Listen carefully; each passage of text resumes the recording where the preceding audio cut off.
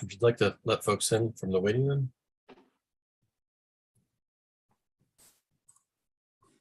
And Michael, whenever you're ready. Great. Thank you, Sean. All right, as we get everyone in here, welcome to tonight's full design review board meeting, July 18th, 2023. I call us to order as we have a quorum of at least 6. I think we may have 7 members. I'm just trying to count really quickly. I'm close. I know I have quorum at least. I am looking for my agenda. So do I hear a motion to approve tonight's agenda? So moved. There's a motion. Is there a second? Second. All right, all those in favor, say aye. Aye. Aye. Aye.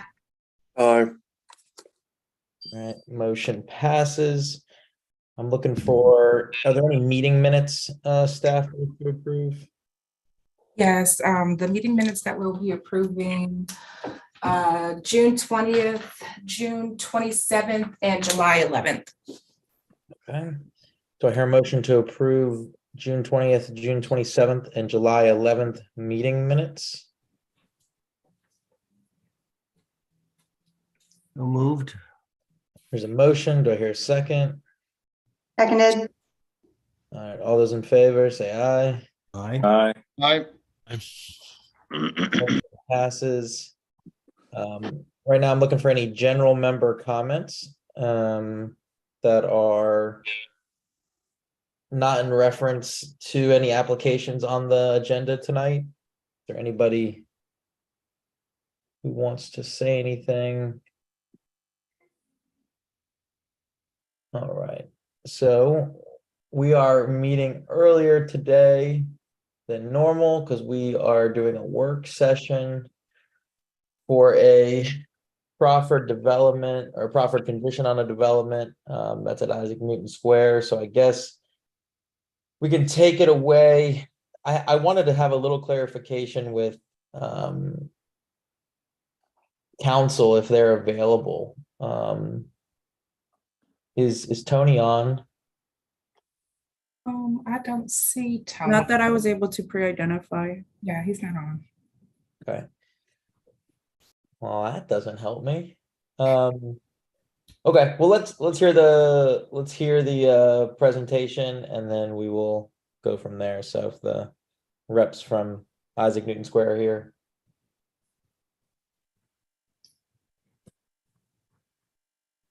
Let's see. Andrew, if you are present, could you please raise your hand? His email address doesn't fit anybody that's on the call at this moment. Let me see here. And he has confirmed that he was going to make it. If you are on, Andrew, if you could please raise your hand to go through the presentation, or anybody on that's here to represent Isaac Newton Square, if you could raise your hand.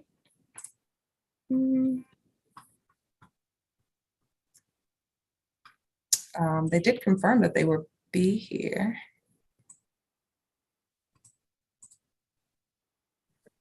We're all here early. I know. Give me 1 second. I'm going to give him a call. 1 second. I can't start my other agenda items till 7, so.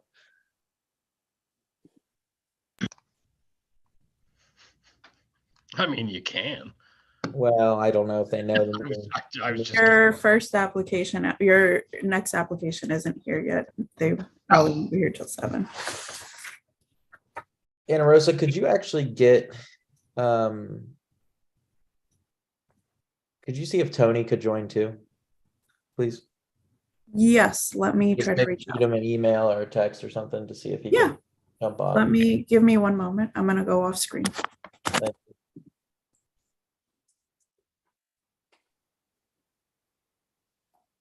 Well, everybody, thank you for bearing with us. We're all here early because of the work session, so I'm assuming most people that are on are here because of this. Just sit tight until we get the applicant on, and then we'll jump into it, hopefully. More options.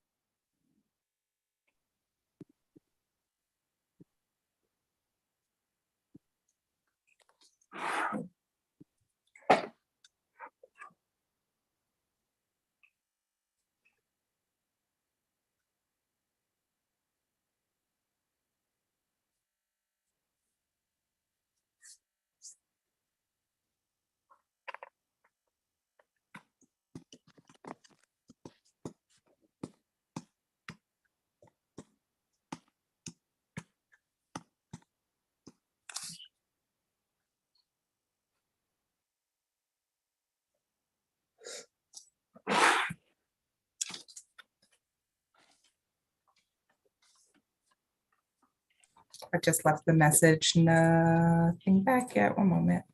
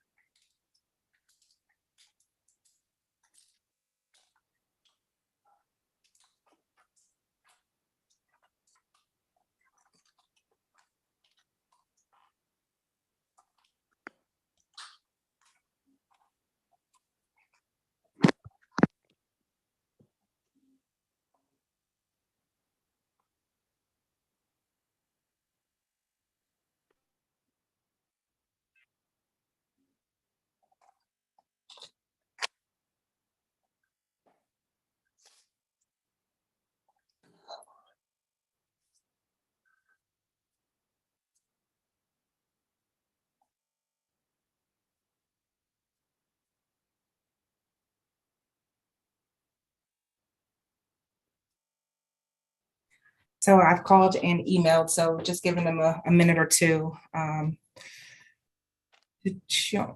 Here he is.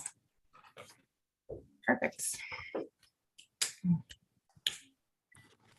I reached out to Tony. Unfortunately, I am not able to get a hold of him, but hopefully he checks his messages and we'll have him join. Hey, everybody, this is Andrew, at Walsh Colucci. I for some reason, my apologies. I had thought that we were starting at 7 o'clock and not 6:30, and that's what our team had down. So that's on us. So I apologize, everybody. And so I've alerted the whole team to join in ASAP, and hopefully they will see that. So I'm not sure how you all would like to proceed. I'm happy to start off with a bit of background, but it would be good if the architect had joined us too. And it'd be great if we could all join at the same time and be on time. So yeah, my apologies for any confusion. So how would you like to proceed? Yeah, it's ultimately, I mean, it's a work session, so, you know, we basically have our hard meeting stop at, you know, we'll be at 7, to start our next meeting. So See. this is quite a large project. I guess you could give us, you know, a brief rundown of what you guys are doing. It looks like we're only looking at part of the redevelopment at the moment. Yeah, let me You can kind of give us a lay of the land maybe, and then once the rest of the consultants get on, then we can get into the actual design. Yeah, that'd be good. Hang on for 1 second. Let me go ahead and share my screen if I can. And LaShawn, I don't know if it's possible to let me share my screen. You're not able to share your screen, Andrew. Okay. We Do will you be have sharing the- for you. We have the presentation that you provided us. And if you want to direct us to a page, we can go to that from there. Let's go to the first page. And then the architect I know has a couple of additional slides that I think he'd like to walk through. But if we could go to the first page, then I can go ahead and just start off with everyone. And so this is, it's not this, it would be the other one. LaShonda, there should have been two things in the link that I sent. One is the FDP, which is what's on the page right now. And that's the civil engineering sheets. And then there was one that had just like 5 or 6 slides as well. Okay, so Patrick, if you would go to slide. You said it just had a couple of slides? Correct. Yeah, I think there was, yeah. So the link that I sent you had this, and then it also had a PDF with probably 5 or 6 slides, maybe 6 or 7 slides in it. Yes, if you go to page 67, Patrick. Andrew, while they're getting to that page, do you mind giving me your architect's name in case he dials in so that I can unmute him for you? Yeah, sure. It's Brian Samansky with MV&A Architects. Brian? Brian. Okay. Yeah, awesome. Brian Thank Samansky. you. But again, is there a way for him to share his street or his If- screen? It's not, Okay, well, maybe what he could do is he could then send you a link to the final presentation. So when he gets here, he could just bring it up. But I'm happy to start. I'm happy to start now. If we could zoom up just a few slides, I think. I'd go to slide 63, Steph. Okay. All right. So this is Isaac Newton Square. It is block N2. We can go to the next slide down. So I served as zoning counsel for the project. We received rezoning approval from Fairfax County back in October of 2019 to convert the vast majority, about 66% of Isaac Newton Square, from what's out there today into a new mixed use and predominantly residential neighborhood. And so it has with it 10 pedestrian friendly development blocks. It was approved for approximately 2.8 million square feet. And that included 2,100 dwelling units and a multitude of product types. So there would be multifamily, there would be stacked townhomes, there would be townhomes and whatnot. In September of 2021, we obtained FDP approval to ready the blocks for vertical construction. And what that meant was we basically were carving the northern part of the site, the northern 3 blocks, into the 3 kind of pad sites. That's what we received approval for. So it was the roads and infrastructure. It was the 3 development blocks. There was no vertical construction associated with it. It was just getting those blocks ready for development. So the stormwater, the drainage, the utility placements, bioretention facilities, and that sort of thing. And when we first started laying out the neighborhood, we kind of let the open space and the comprehensive plans grid network guide the layout. So I think you can see the grid, you can see the development blocks, you can see the open space. And then at the southern end of the project, at the bottom of the screen, that's where the W&OD trail is, just for reference. And we worked with Fairfax County Park Authority staff, FCDOT, and parks on how the athletic field component would interact with the W&OD trail. So during this process also, we worked with staff on a variety of placemaking elements, streetscape activation, that sort of thing. And so when we look at block N2, which is the area that's highlighted in red, the CDP that was approved anticipates a multifamily residential building with about 340,000 square feet and 290 units and heights that range from 60 to 90 feet. And then, if you look at kind of what is being proposed right now, we're kind of implementing that. This would be the very first building at Isaac Newton Square, and certainly the first multifamily building. The CDP that was approved depicts 2 possible vehicular loading entrance locations, one along Center Street, which is the main drag going sort of up and down the middle of the page, and then one along the future northern extension of Isaac Newton Square East, which is the road that's included in the red dashed area that's on the right-hand side of block N2. There are a series of proffers that speak to tree preservation. You will see the ring of willow oaks that sort of frame the center of the project, and that became known as Willow Oak Park, which is supposed to be a linear park. And it has different elements depending on what blocks you have or what the topography happens to be. And so we've contemplated preserving that. And then on the back side of the building, where the woods are and things like that, there is something called Nature's Edge Park, which has a boardwalk and a concrete kind of field that goes all the way around, the shared use path that goes all the way around the northern and western sides of the project to provide full pedestrian circulation. And as pertains to block N2, what's contemplated there is a sport court and dog area, dog run, or a pet area. So you'll see how we're responding to that.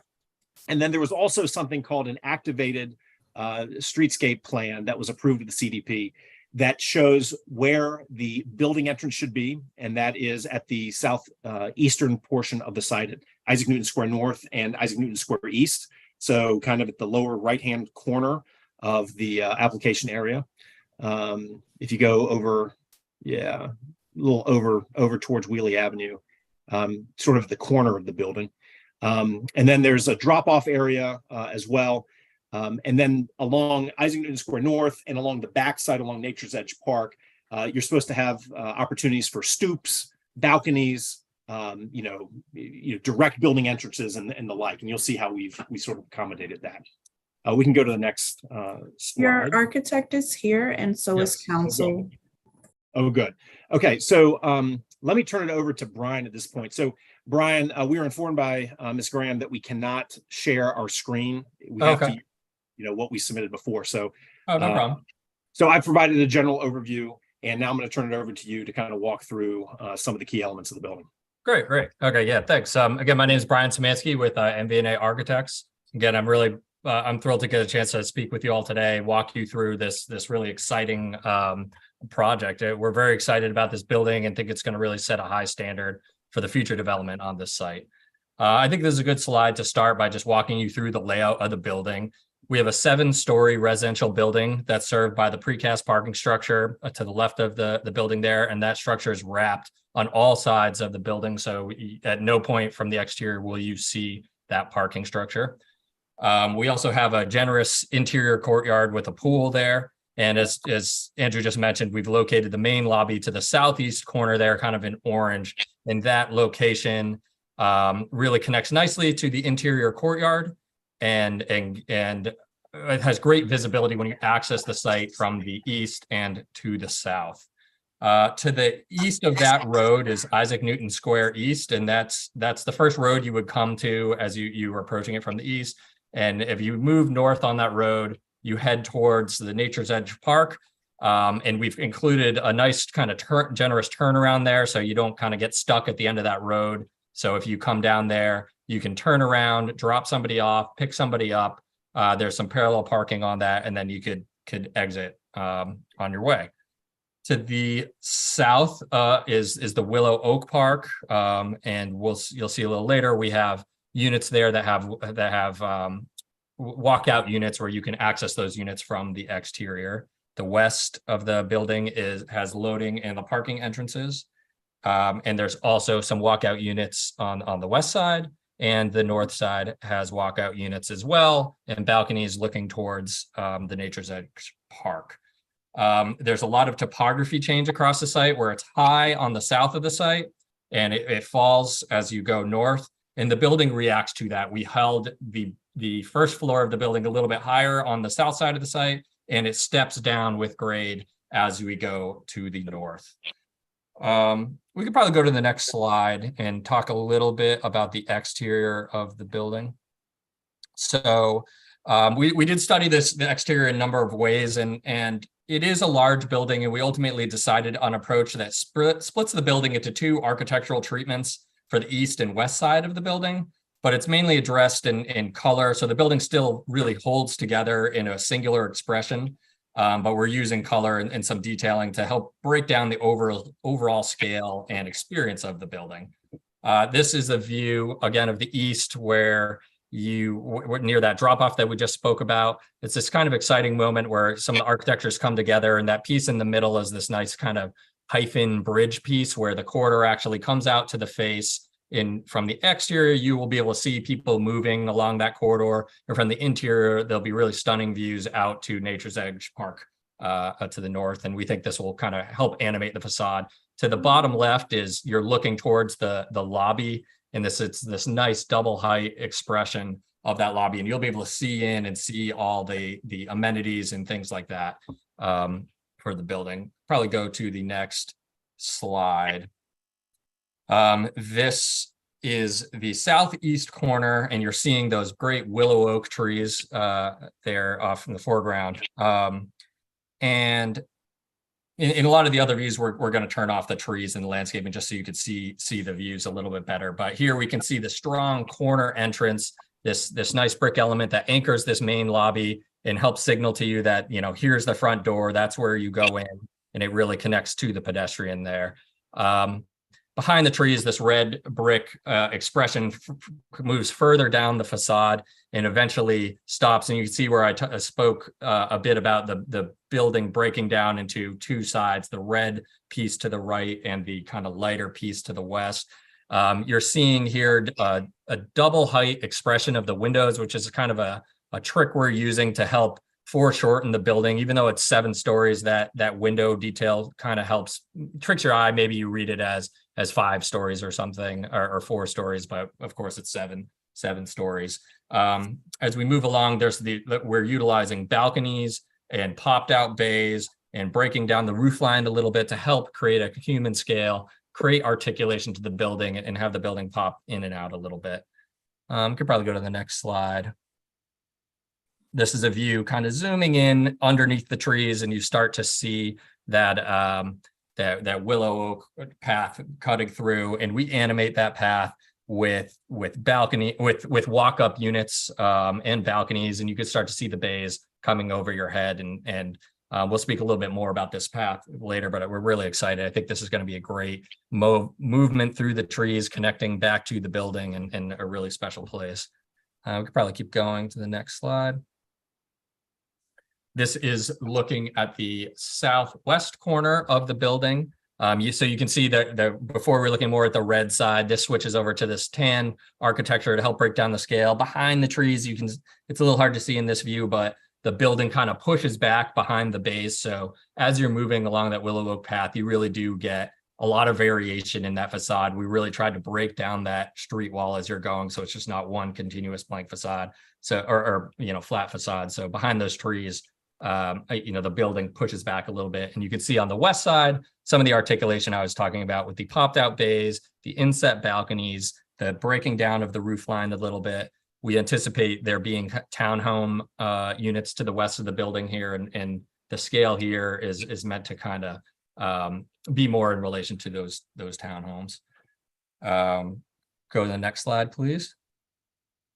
Now we're wrapping around to the northwest corner, and the Nature's Edge Park is in our foreground here. We'll speak to that a little bit more, and you can see some of these elements, the popped out bays, the balconies. This is the tan portion of the building, but we do have moments where you can see that red brick piece, or the red middle piece there that kind of ties it back to the other side of the building.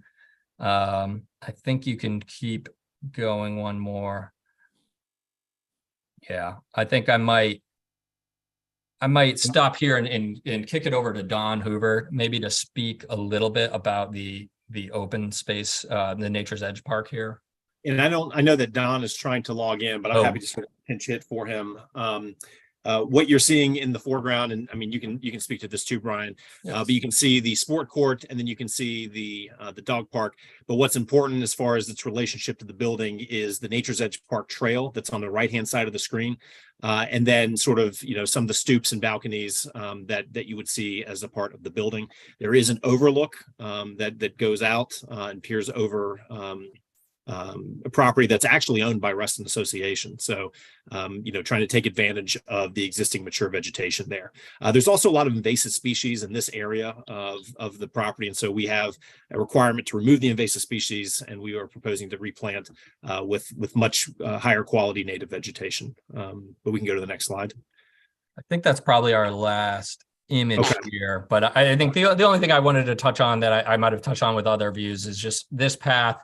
As it continues around the building, we tried to use every opportunity to connect back to the building with walk-up units. So, so you can walk from that path up a stoop and enter into the building, and it really helps, animate that path as you're going around. It creates a feeling of safety as you're moving around that path, and just creates a pedestrian feel. Those units, of course, can connect interior to the amenities, but I think it's a nice way to improve the pedestrian nature around this park. If you go to Do you slide think 51, Go ahead.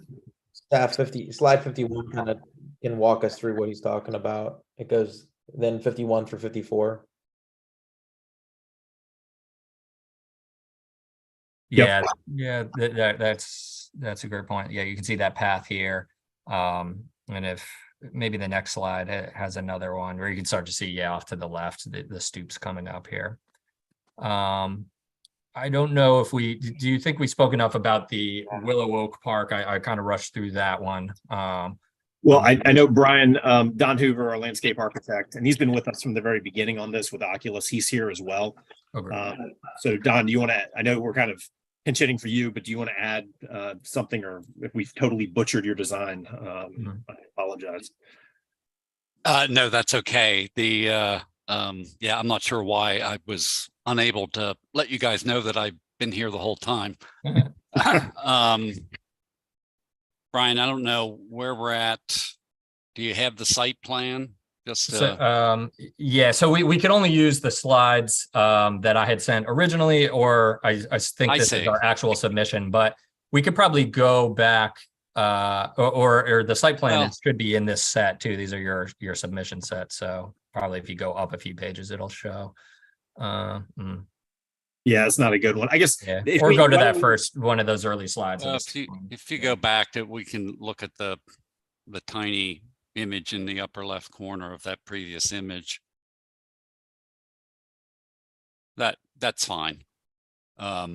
So just looking at that image.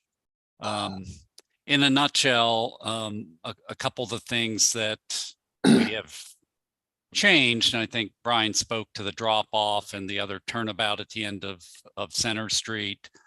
With Willow Oak Park, the trees are very important to us and I'm sure to you all as well. And one of the measures that we took was to push the face of the building back 10 feet to help protect the tree roots, and allowed us to put in a generous public walkway.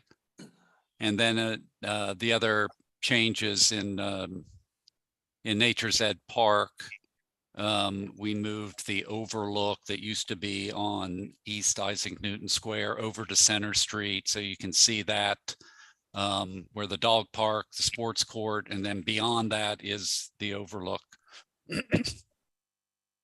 I don't know what other slides we have to show the site. I'm not sure who's running the. So staff is running it Slideshow. right now. Okay. So we have site plans on page 17, so it would be site plans. You can go to page 17, please. 17, and then page 31, I believe, also has the site plan, larger version of what we were just looking at. Yeah. There Yeah, you go. that It's pretty got- much shows what we're doing, and I'll just explain some of the things that we would see on some of the enlargement plans, but I'll just talk about it here. The dog exercise area, one of the changes we made there was to enlarge it by about 40%, a little over 40%. And we did have a dual pathway in the back, and we consolidated that into one pathway to give more room for some of these public use spaces. And I don't know if there's any of the renderings, if you have those handy, we could just point to what I think Brian had, one of the views around the back, but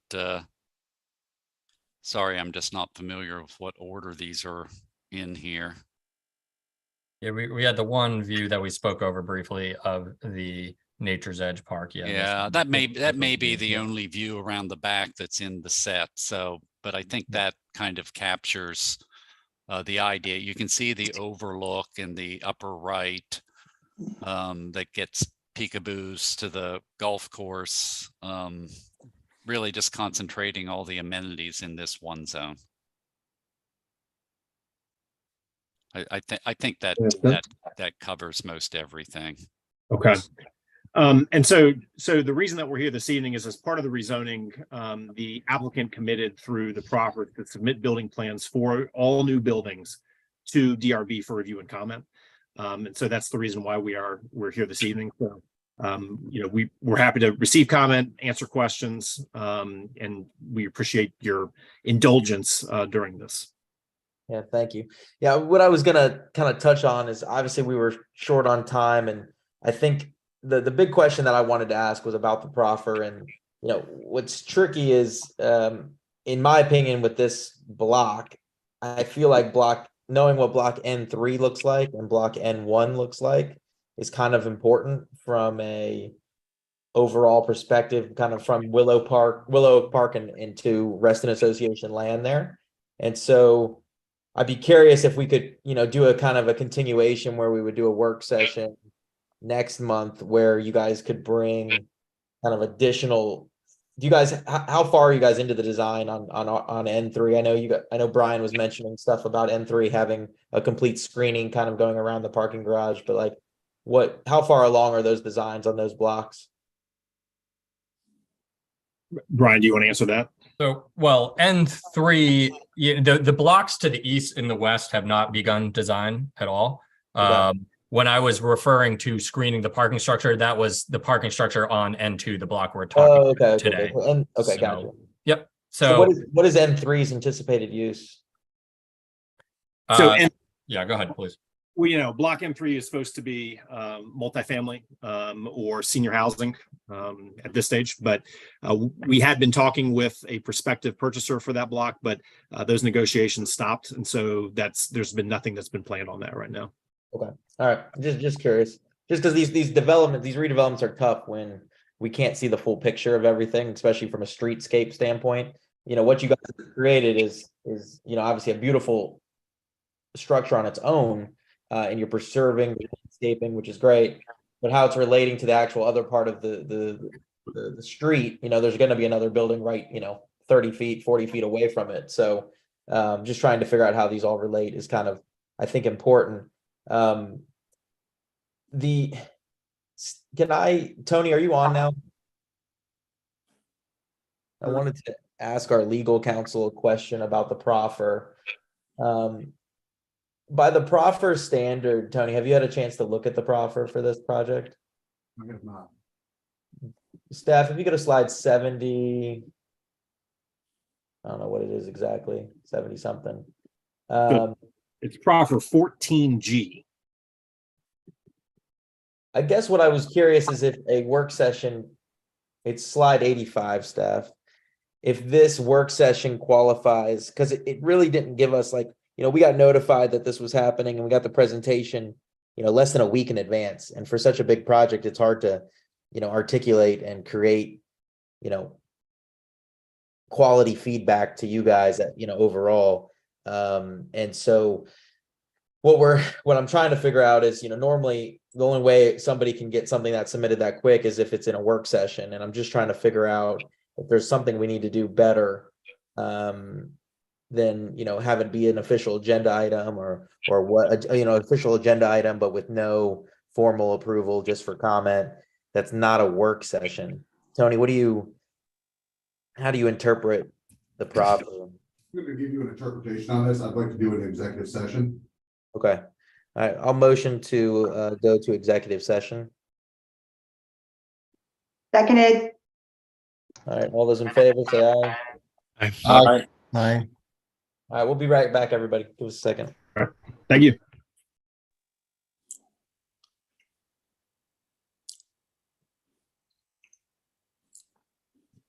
We will be putting up the executive session slide momentarily.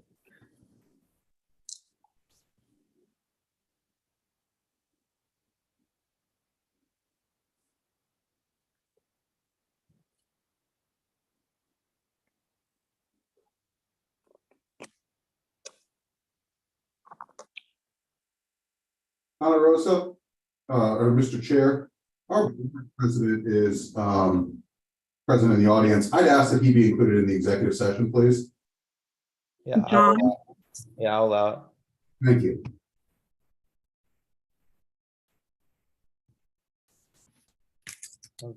It's RA President John Farrell.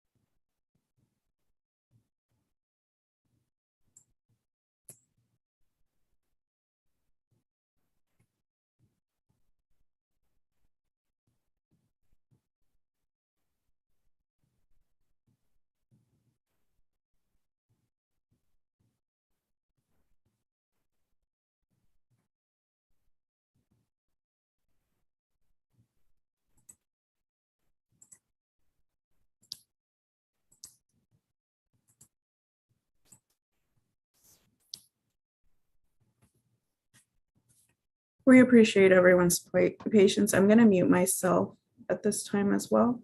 Please feel free to use the chat if you need to speak to me in the meantime.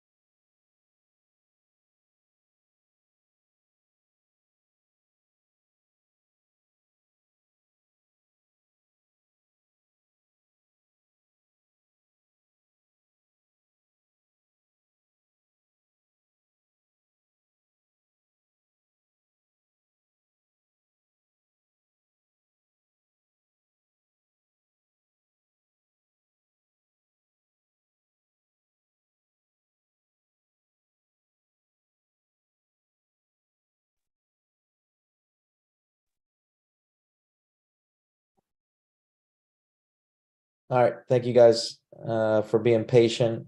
We're getting everyone back in here. My counsel's going to give me a cleansing motion here in a second. Mr. Chair, I believe I heard Director, or I'm sorry, Mr. Ramos state that the move that the members of the Design Review Board certify to the best of their knowledge that only those matters appropriate for executive session involving consultation with counsel were discussed or heard in executive session. That's correct. And I will second that. All those in favor? Aye. Aye. Aye. All right. This is staff. So I guess is Mr. Painter still here? Yes, he is. I'm asking him to unmute. If you guys could unmute him. Yep, I am unmuted. Hey, Mr. Painter. So yeah, so I just wanted to, we talked through a little bit with, you know, kind of this process. This is the first one we've seen. So I think we wanted to make sure we're getting the process correct for us. And also we communicate clearly the process that we want to see kind of moving forward. I think, you know, getting this only about a week in advance, less than a week in advance, it was tough for us to really generate and fully review such a large, impactful block of this development. So what we'd like to do is we would just motion to essentially move it to another agenda later on and be able to have another meeting with you guys after we're able to get a little bit more of in-depth review of this. And see, have you guys already had a planning commission timeline set for final review of this block? So the planning commission public hearing is tentatively scheduled for October 25th, I believe. October. So it'll be in October.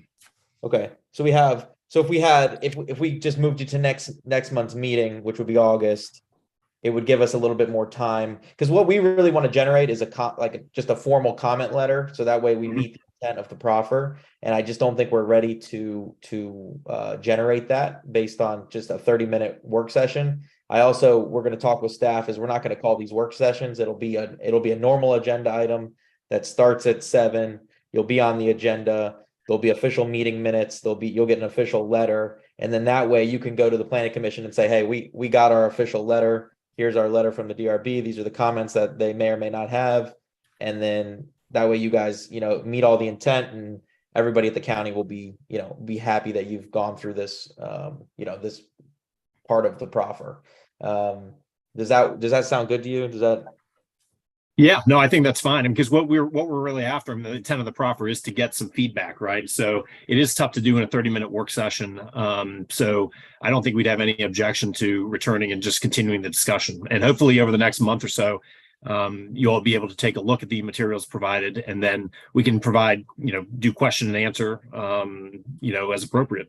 Yeah, that'd be perfect. And also, I know you mentioned you had another presentation that you were hoping to share. Maybe send that over to staff so they can distribute it as well, so we can get, Sure, you know, the latest and greatest stuff. And then we will see you next month as kind of an official agenda item. And just to confirm, would next month's meeting be on Tuesday, the 22nd? Is that correct? LaShonda, is that the third? Is that the third Tuesday of the month? The full board meeting is August 15th. 15th. August 15th. Okay. That must be the third. Yep, third Tuesday. August. Yeah, because we start early. There's the first, August 1st is the first. So yeah, so it'll be the 15th next month. Okay. I know that sounds good. And I may not be here. I will be out of the country actually, but the rest of the team, we will work with the rest of the team to make sure that they're here. Okay, awesome. Appreciate it. Thank All you. right. All right. Thank you all. Take care.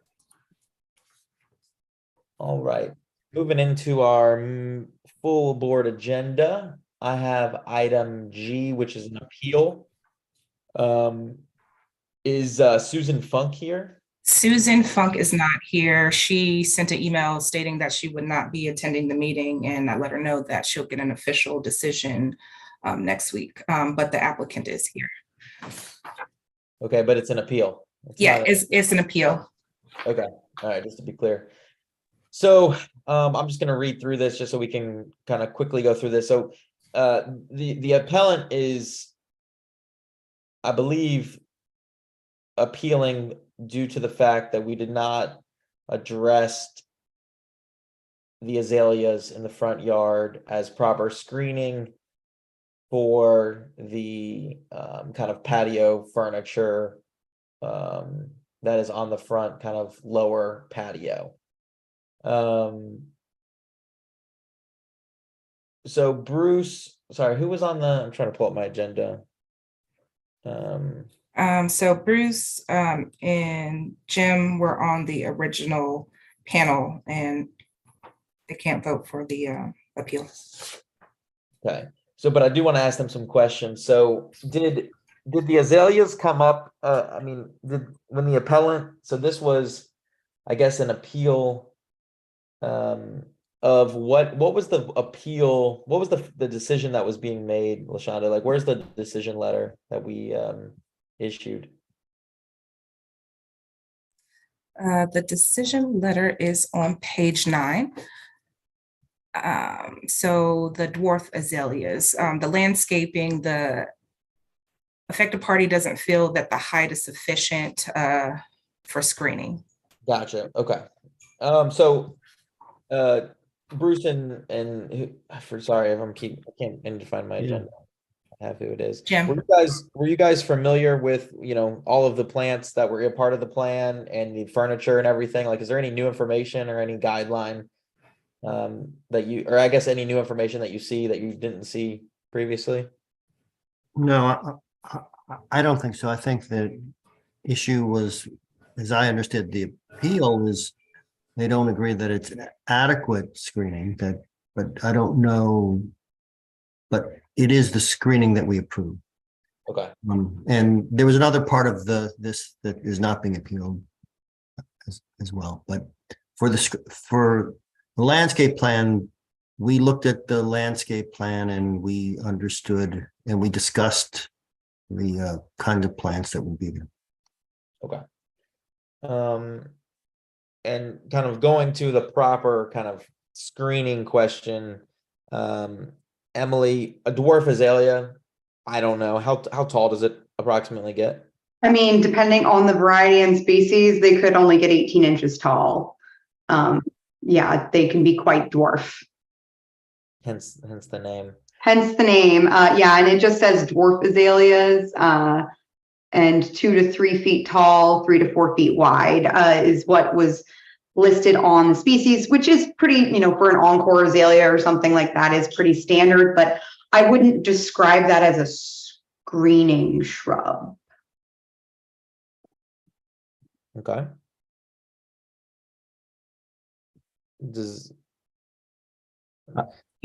I would say that our understanding was that they were toward the higher end of that Emily had described. If we're mistaken, that would be be fair. That would be the error, that it needs to be clear as to what kind, whether you want to do a precise height. But that height at the higher end of what Emily described is what at least I recall.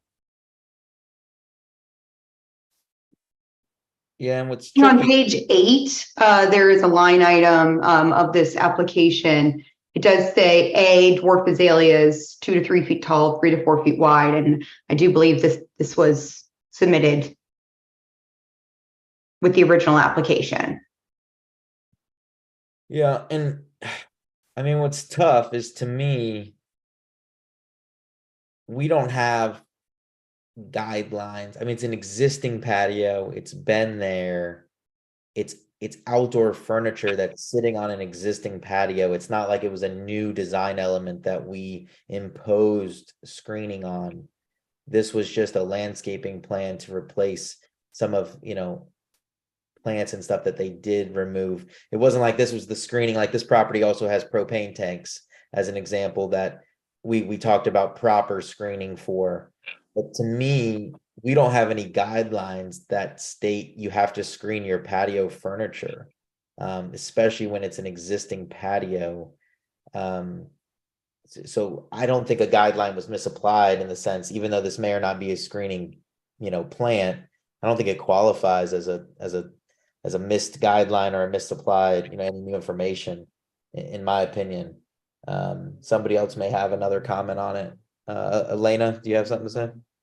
Well, I'm just wondering, Bruce, I mean, screening is kind of an ambiguous term. I mean, screening so that you can't see any furniture at all, or did you anticipate screening just to soften the view of the furniture? I mean, 2 to 3 feet's not going to block the back of a couch or whatever it No, is. I agree, but you also understand this is up on a hill, so they're looking up Yeah, at this. So in Okay. context, 2 to 3 feet seemed, which was what we were proving, was what seemed in the context to be reasonable. And this home is a little unusual in that this is the side, this is not the front.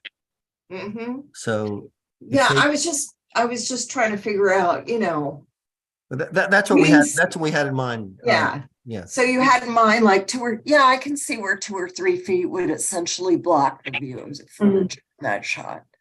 So, And just for my clarification, with the whole reason that we even needed a landscaping plan was the installation of the new wood deck. There was other things associated with this that were requiring us to submit a landscape plan, yes? As I recall, there were some other removals involved here. That earlier on, this has been so many times, I can't remember what was the panel or the full that we asked for. They were responding to request from this, I think, from full, but I don't recall clearly enough. I think the wood deck was taken out of the application, it looked like, from previous emails back and forth. I think that And was the there- previous iteration. Interesting. There were some shrubs that were previously, that were there that were removed if you go to page 29. mhm. Yeah, I mean, our patio guidelines basically have that, we add landscaping around the perimeter of your patio to soften its appearance and integrate the structure into its surroundings. We don't necessarily have patio guidelines that state you have to screen your patios. It's just, Yeah. it's not a requirement. I mean, if we made everybody screen their patios, fully all the way around, it just isn't practical. So to me, nothing was misapplied. It's the dwarf azaleas are not, they are softening the perimeter edge of that existing patio. I don't see anything wrong. I'm gonna motion to deny the appeal. I second. Any further discussion on that? Michael, when we looked at the picture that's up on the screen right now, the stuff that was removed appeared to be certainly over 3 feet high and just seemed to be out of proportion. So what was being suggested seemed to make sense to us. Yeah.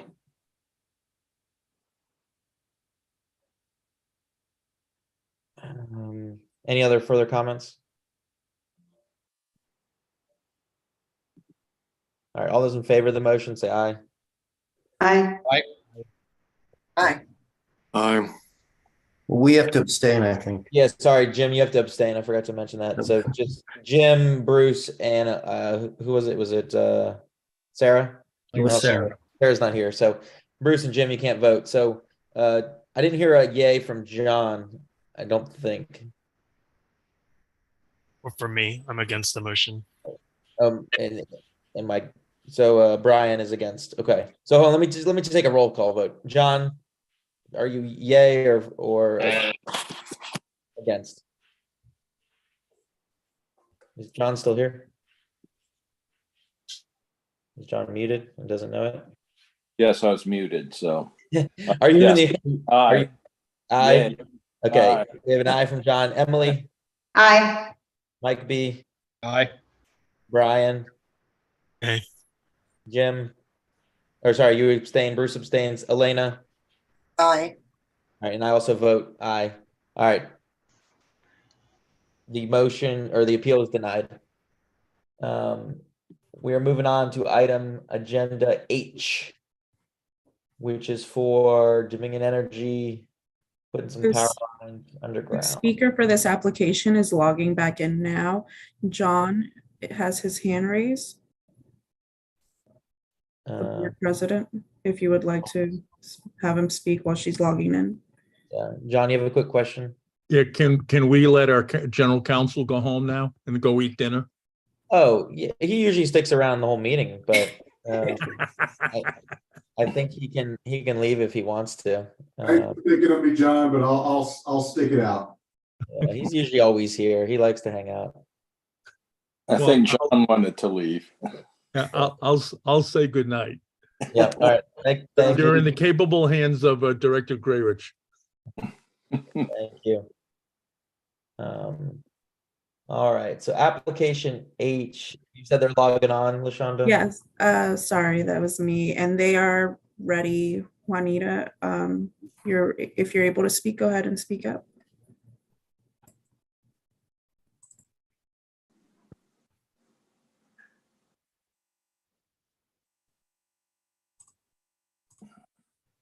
If you're speaking, Juanita, we're It unable. looks like she came in without audio.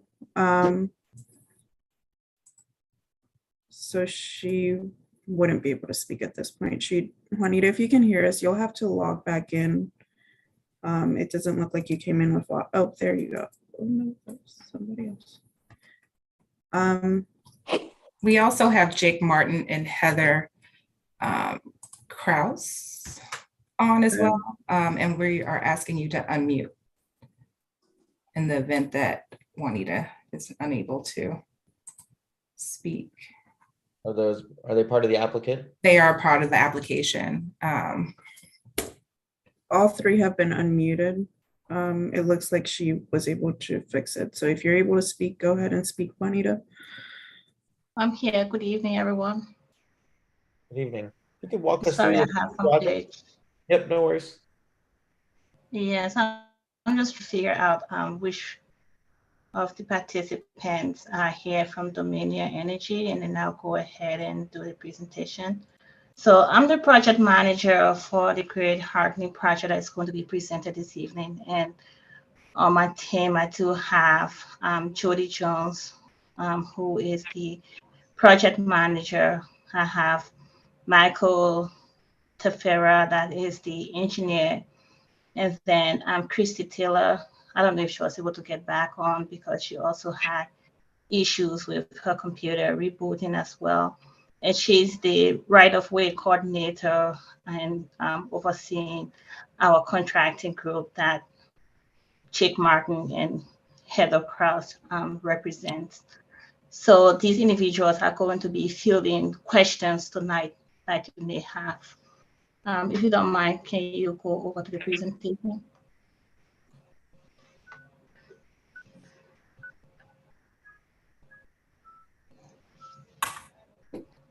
I don't see it yet, so I'm sure, I guess. Yeah, if you go to slide 18, please.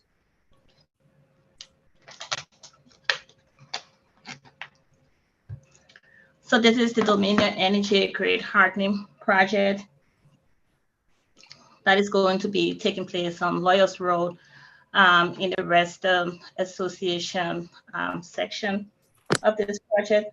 So in order to provide our customers access to reliable, stable, and competitively priced energy, Dominion Energy have developed the Great Hardening project, which is a system-wide approach to identify outage-prone facilities to upgrade them and implement new construction techniques to harden the grid to better prevent and more quickly recover from power outages.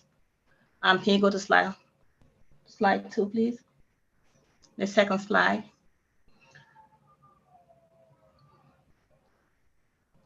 This is slide 2. That speaks to the project. So this is the project description, and this project will involve burying the double-built 3-phase main line that runs down Lawyers Road from address 11013 Ridge Code to 2520 Heathcliff Lane, which is a total of 920,000 feet, 9,200 feet, of which For the 300 is the restaurant association owned property, and this can be seen on slide 8, but we can actually go over later. So by bearing the main line, customers impacted will see substantial increase in reliability, reduced maintenance, which is less tree trimming, and less vulnerability during storms and weather events. Can you go to slide 3?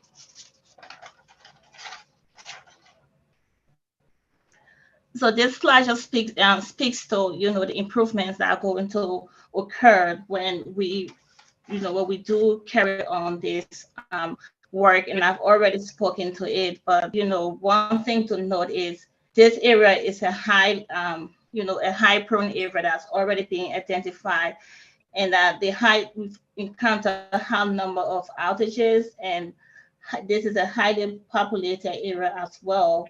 And the people in this area, I mean, I think customers will benefit roughly from this improvement. So actually, this is what this slide is speaking to. Can you go to slide 4? So our purpose here today is, you know, DE is requesting an underground easement to bury the underground cables and place few ground devices on Restaurant Association property. So this is a voluntary act that is not compensatory to support the project. So if we are unable to obtain the necessary underground easements to build out a workable design, the project will move into a standard overhead hardening, which will result in minimum improvement, leaving the system prone to outage during storm. And then we'll also include our regular tree trimming work, and, you know, it will result in longer outages and then a longer recovery time as well. Next slide, please. So the construction on this project will be done by directional drilling. I know, you know, we had some questions and concerns surrounding our construction, and this causes minimal impact and disturbance to customers' property. So the machine drills cable underneath roadways, driveways, tree roots, and no trees will be harmed or removed on the association properties during this process. The equipment areas will be dug out and restored to original condition after installation. And then any disturbance of the land will be restored to original condition. So having this project done is not going to impact any land disturbances that, you know, will be of a greater concern to the residents of the Restaurant Association.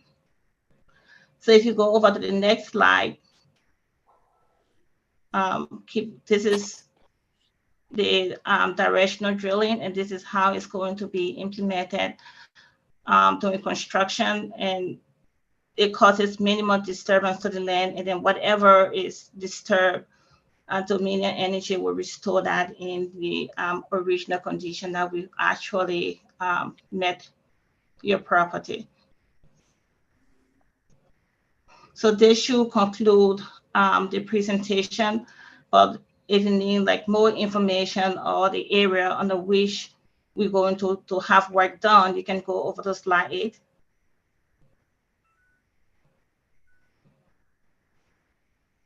Slide 8, the next slide over. So this shows the entire section of work that is going to be done, and this is 9,200 feet of work, of which 4,300 is going to be the restaurant property.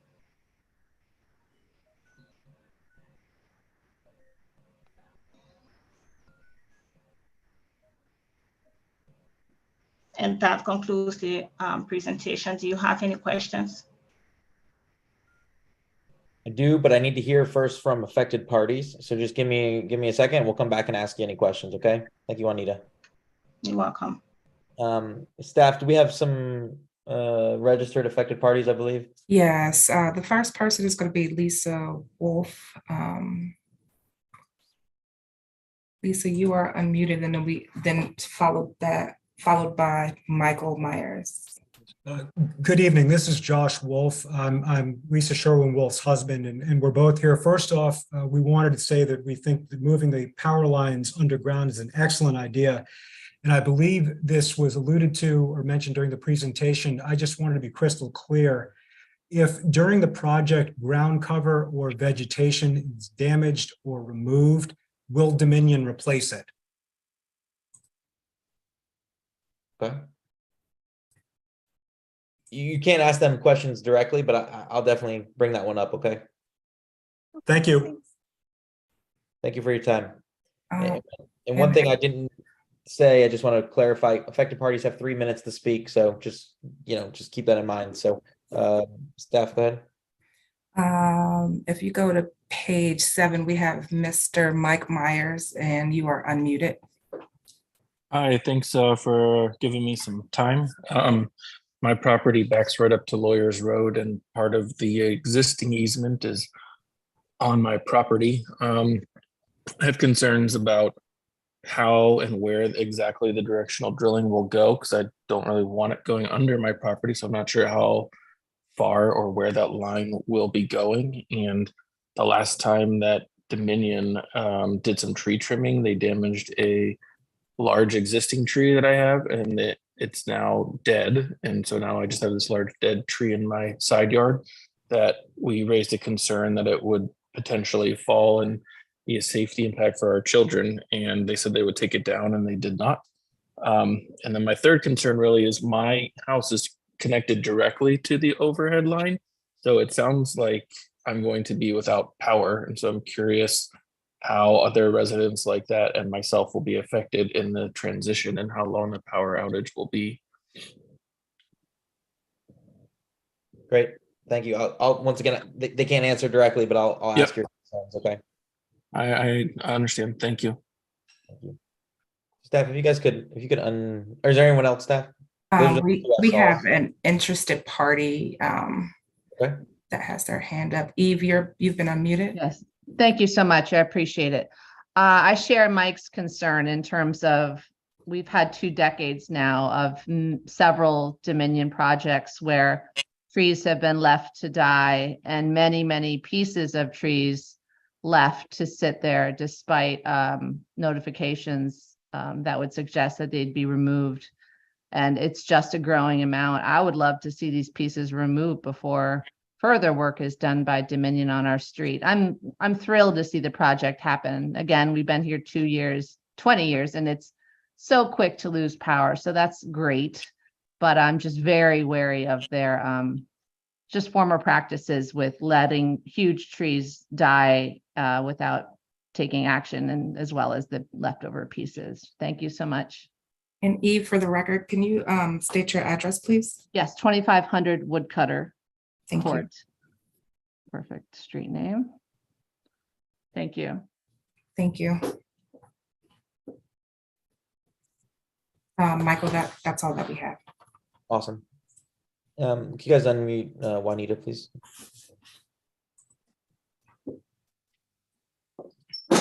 Juanita, asking you to unmute. You're unmuted. Hey, Juanita. So I just want to go through a couple of the questions that the people, the RA members have. The first one was being, is any of the ground covering and vegetation that's on association property being, I know with the boring, it typically, it'll be fine, but unless you're having trucks or, whatever driving on top of these, easement areas, is any of that planning on getting damaged? And kind of what's the process if it does get damaged? Yeah, so it is a process of Dominion Energy to restore customers' property in the condition in which we need it. With the trucks, I know you mentioned trucks, but usually we put down mattings, and these mattings, prevent the grass and from being damaged, and depending on how long they are there for, but it's our practice, and that's something we usually do depending on the damage, and we will usually replace them in the condition in which we need them. Okay. For the one affected party, it seemed like part of the easement is actually on not just resident association property, but it's also on his own property, and he has overhead wiring that actually connects directly into a pole. Have you guys taken to that consideration from a, underground boring standpoint, and how is the power loss to his home going to be kind of addressed when you guys are putting the lines underground?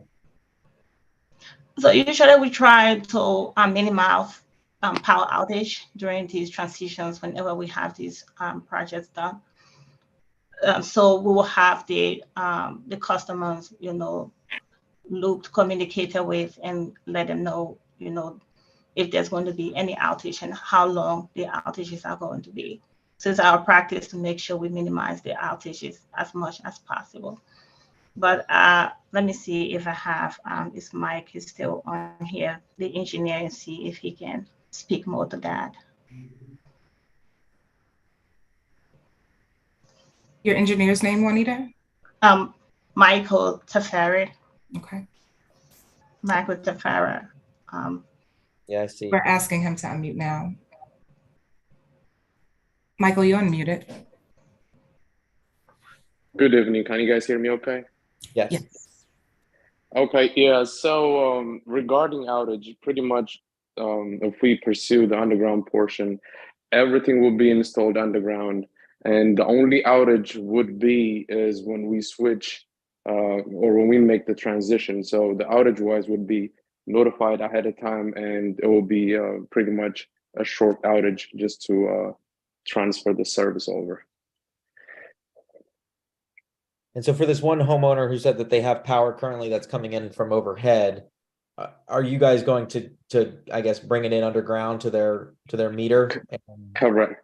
Okay. Correct. So part of the first phase, and you won't make that wire live essentially until everything is ready underground. Exactly. So if there is an overhead transformer, most likely, since all the overhead will be removed, we will install a pad mount transformer. And once everything is ready to energize, that's when the customer will notice the outage just to do that switch over. Okay.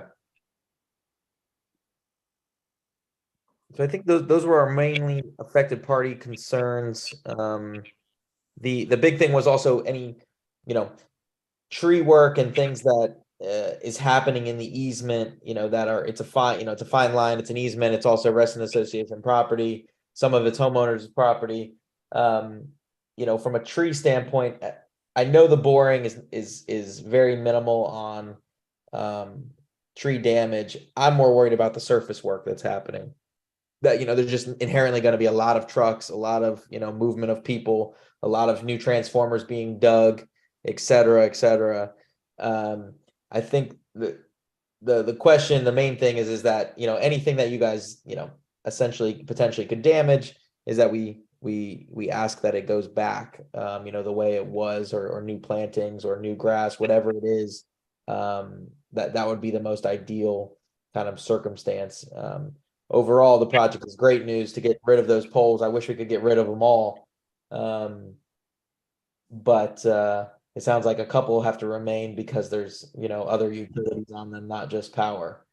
And that would be my first question. It looks like in the slide staff 32, there's a number of poles that have to remain kind of along the I guess that's I don't know if that's the east portion or what it is, but they're here in the blue. How does that look with the pole if it's been utilized for power and now it's being removed? What infrastructure is left from a power standpoint? Is it still going to look like a big power pole on the top with all the multi three-phase wiring, or how does that? No. So if there is other utilities like, communication, we can't completely remove the pole. So what happened is once the underground is energized, we'll cut the top part off, and the only thing will remain is the bottom, which is the communication. So everything on top will be removed completely. Okay. And then I'm gonna go around the room and just see if anyone has any questions for you guys, and then we'll take a vote. So, John, did you have any questions? Johnny? No, I do have a comment though. We lived in for 6 years before we moved to Reston a little over 2 years ago. And Dominion Energy completely replaced all of the overhead wiring in our neighborhood of Stratford Hills with underground power. It took a year to do it, but there was absolutely no damage, to the landscape around, and it went very smoothly. And I was very impressed with the quality of the work and how fast it was done. And the question about power loss took them about 2 hours to make the changeover. So we were out of power. Completely did the underground, had it ready to go up the side of the house to our meter. Took out the overhead, removed it from the side of the house, and it was a beautifully done job. So all I'm saying is they do a great job. Thank you, John. Emily, do you have any questions, comments? I guess my only question is again, I echo the same concerns with the equipment on, the areas that are going to be surrounding trees and also just destroying the vegetation that's underneath them. And the question is if there's going to be erosion and sediment control plan or a grading plan that's going to be sought from Fairfax County for the project.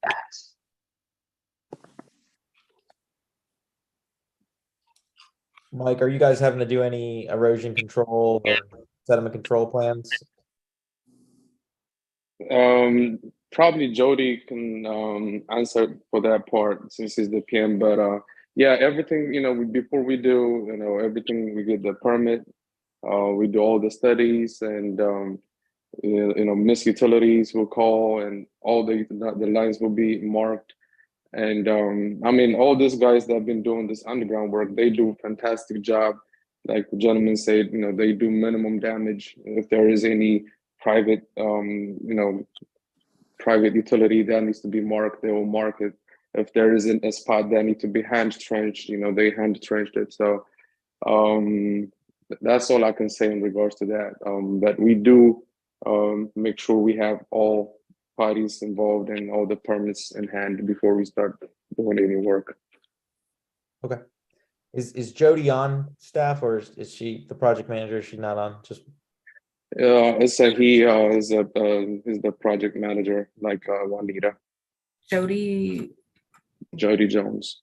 Jody Jones was on.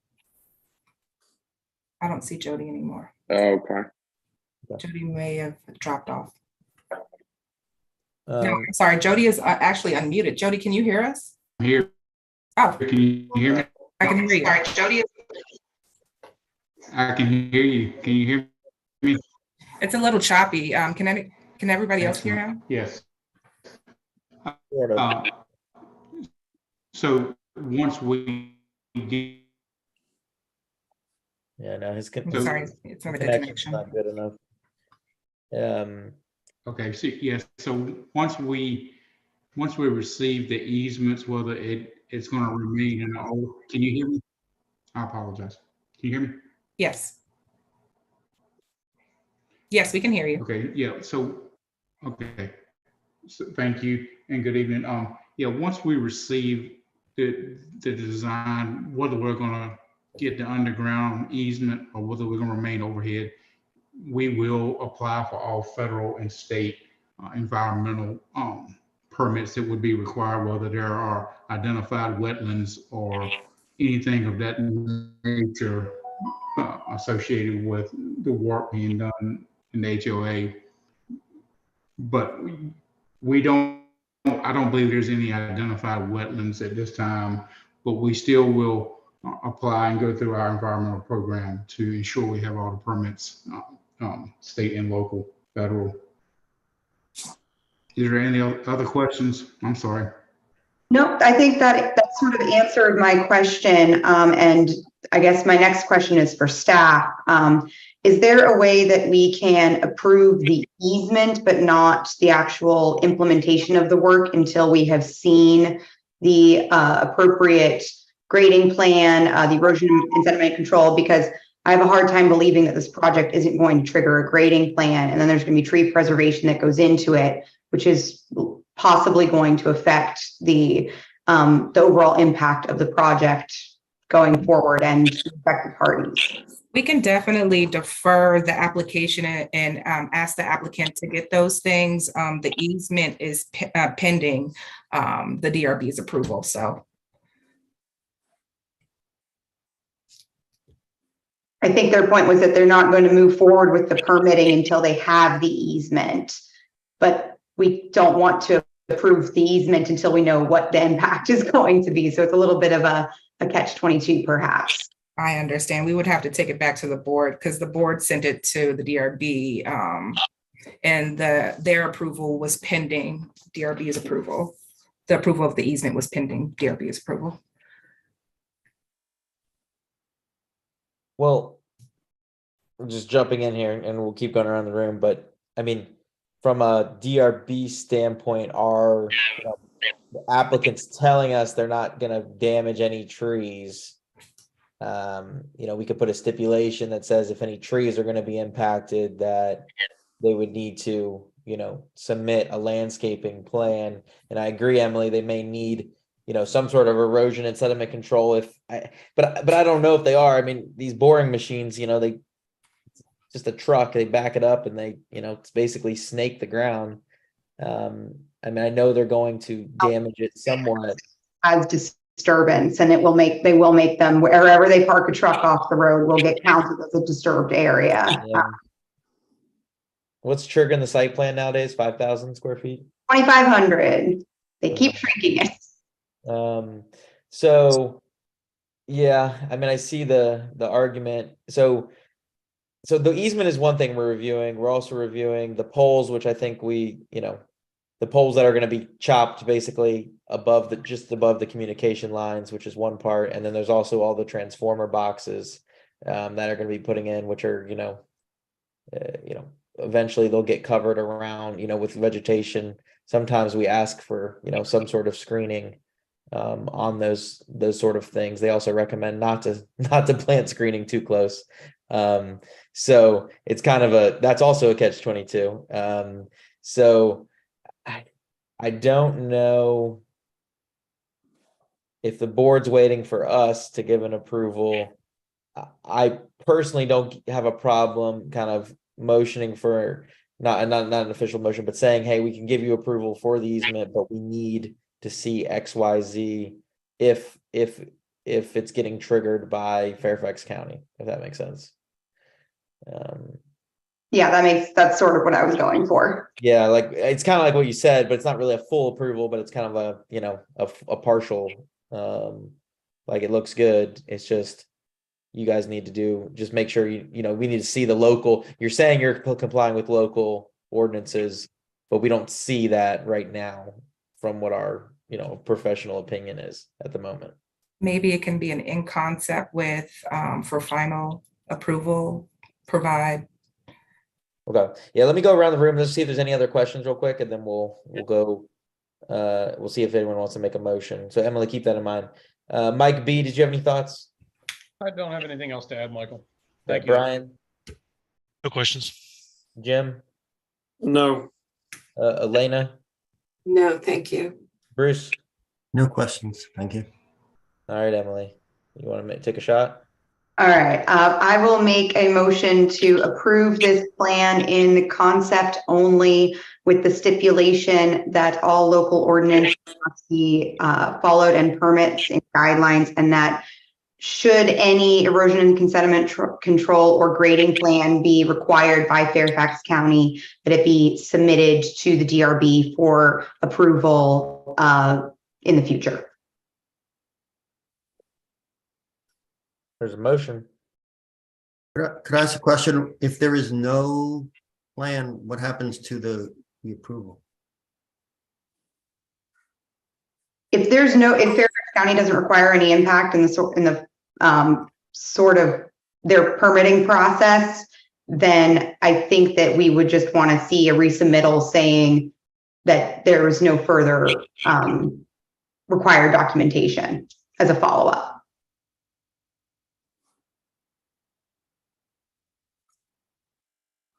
that make sense, Bruce? I would ask if you'd consider approving it subject to the condition that if there is a plan, they need to come back and have that approved. Versus a conceptual approval. Yes, I'm suggesting that might make it more efficient. Because then if there's no plan, I mean, and if the concern is they have to come back and tell us, we can make that part of the condition. If there's nothing to do, say there's no, just come back and advise staff and then it's approved. If there is, then they have to bring it forward. I think approval in concept means then we have to go through another approval. In this way, it's possible that this could be done. Yeah. If I could add one comment on Dominion. Yeah. So if we don't get the easement, the underground rights for easement, we cannot move forward with design. Therefore, we would not be able to design the project without the easement. We would not move forward with months of design and without the easement in hand. We would revert back to leaving it overhead without that underground easement. This is a regulated utility. We're going to have every permit that's required. The areas are already clear now. Remember what you have overhead. We have to have access for our vehicles during storms. These areas are already transversed with our equipment. The only new equipment we're bringing in is a bore machine that requires a 6x8 pit every 2,300 foot or at equipment. Those pits would be opened. The bore shot would be made. It would be restored. There's no grading. It would be restored to what it is. But if we don't get the underground easement, we will not be able to move forward with design as an underground component. Thank you, Jody. And I think that's understood that you guys need an easement before you move forward with any, continued design work, which is why we were looking at the in concept only, which would approve the easement, but, let us look at some more details about the exact implementation down the road. But I agree with Bruce that we could say I motion that this application is approved pending the condition that if a site plan is required by Fairfax County, that it be submitted to the DRB for approval. So you're amending your motion to be that the project is approved, and if Fairfax County enacts a site plan requirement, that they need to submit that as a requirement to us for approval. Correct. I am looking to amend my motion. Okay, and we could either say that it almost needs to be a separate, we're approving the easement essentially, but we're requesting that if a site plan is required by the county, that actually brought in as a separate application. And that way, the easement's approved, they can go through all their engineering and design, and then that any site plan that would be required by the county or by the state, whoever, wetlands, whatever ends up making it being required, they would then have to come back as a new application. That way everybody's re-notified, everybody is kept in the loop from an affected party standpoint. I think that's the cleanest way to do it. So, I think so I accept I'll second your motion because that's how I'm understanding it. Any further questions, discussion on that? We do need to submit a timeline for the grading plan, which I would usually say 6 months is enough time to know what we're going to be getting into for design and review.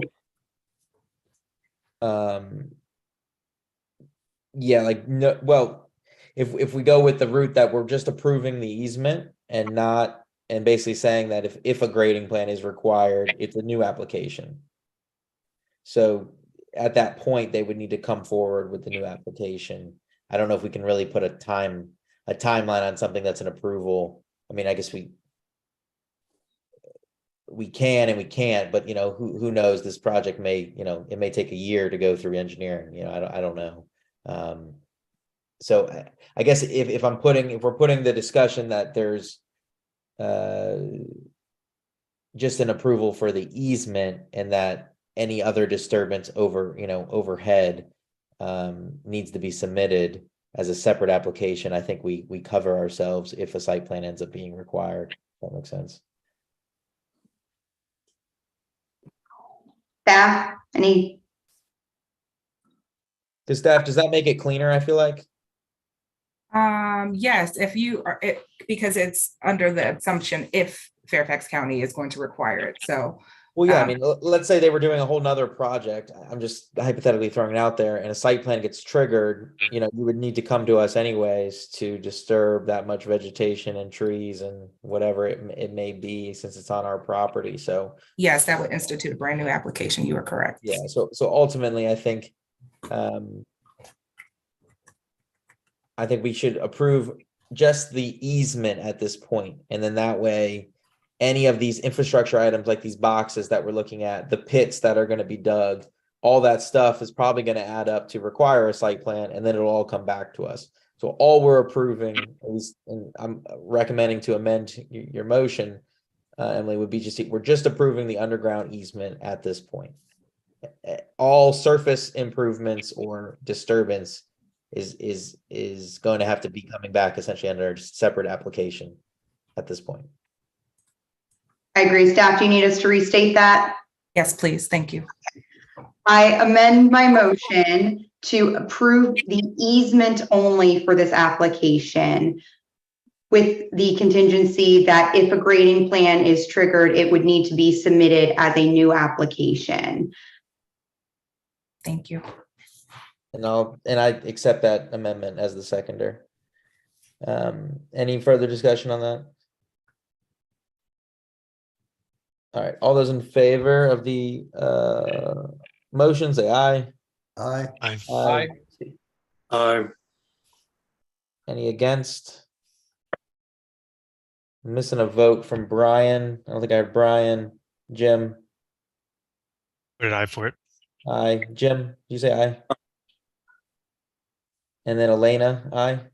Aye. All right, motion passes 8-0. All right, thank you guys, appreciate it. Thank you. All right. Moving on to application I. 11817 Triple Crown Road, it's deferred decision. We do have the berries on and they're unmuted.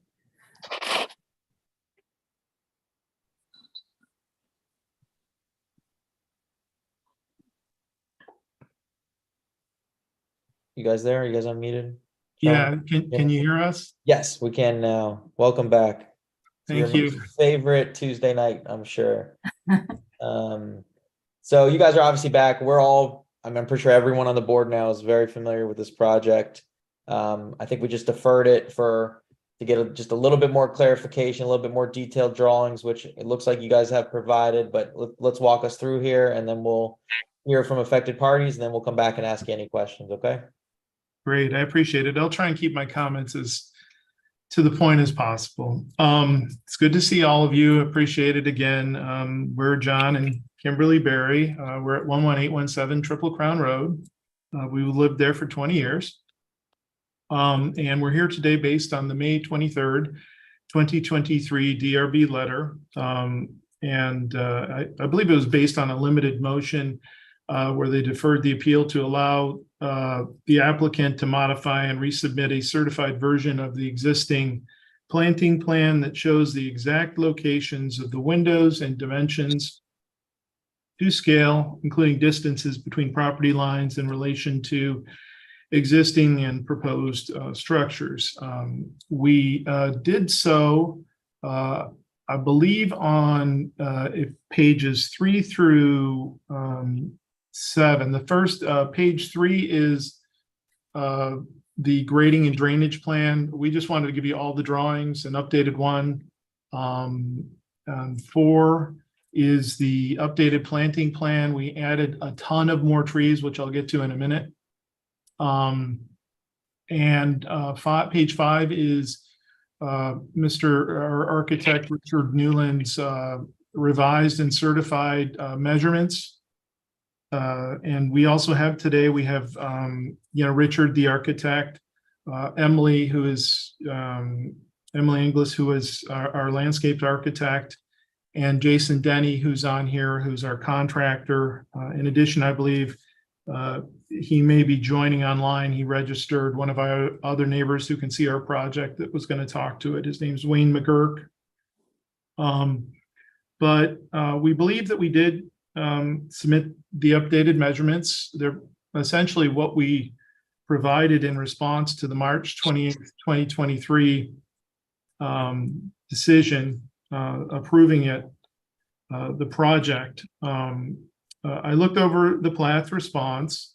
There was a difficulty when I read the Falcon report, which is at, if you scroll down a little bit, no, you don't have to worry about that. It's like on page 10 or 11, but yeah, right there, page 11.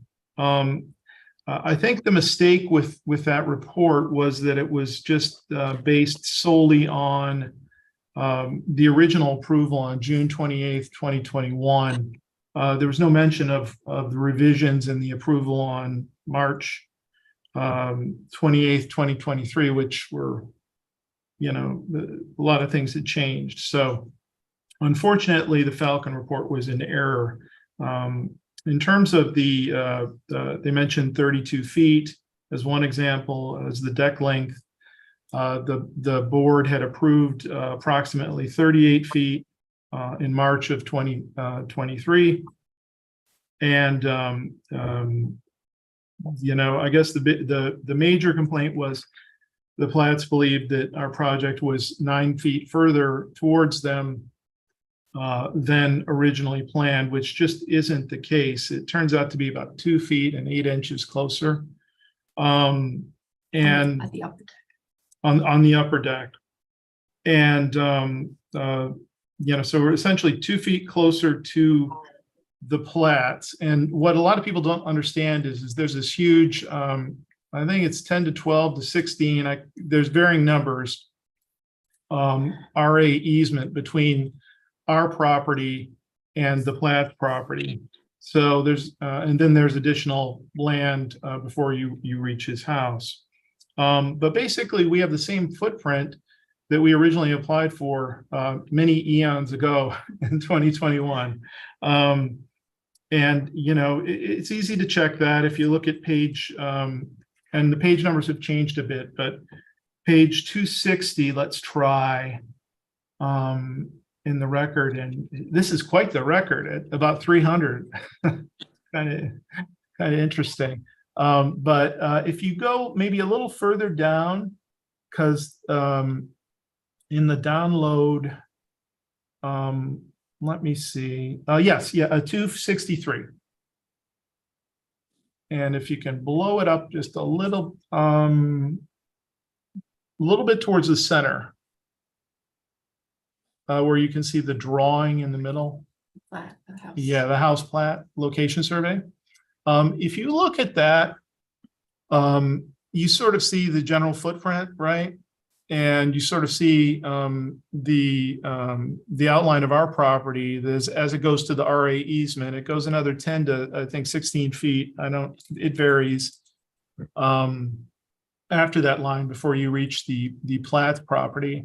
But if you compare the Thank you. So. If you compare that to page, I think it's would be 5, which would be the latest version. Yeah, page 5. And scroll down, maybe zoom out. It's essentially the same thing. as you're looking at it. Our property goes back quite a ways. And so the point being is the footprint's the same. I mean, we were in error by about 2 feet. It was an approximately 38.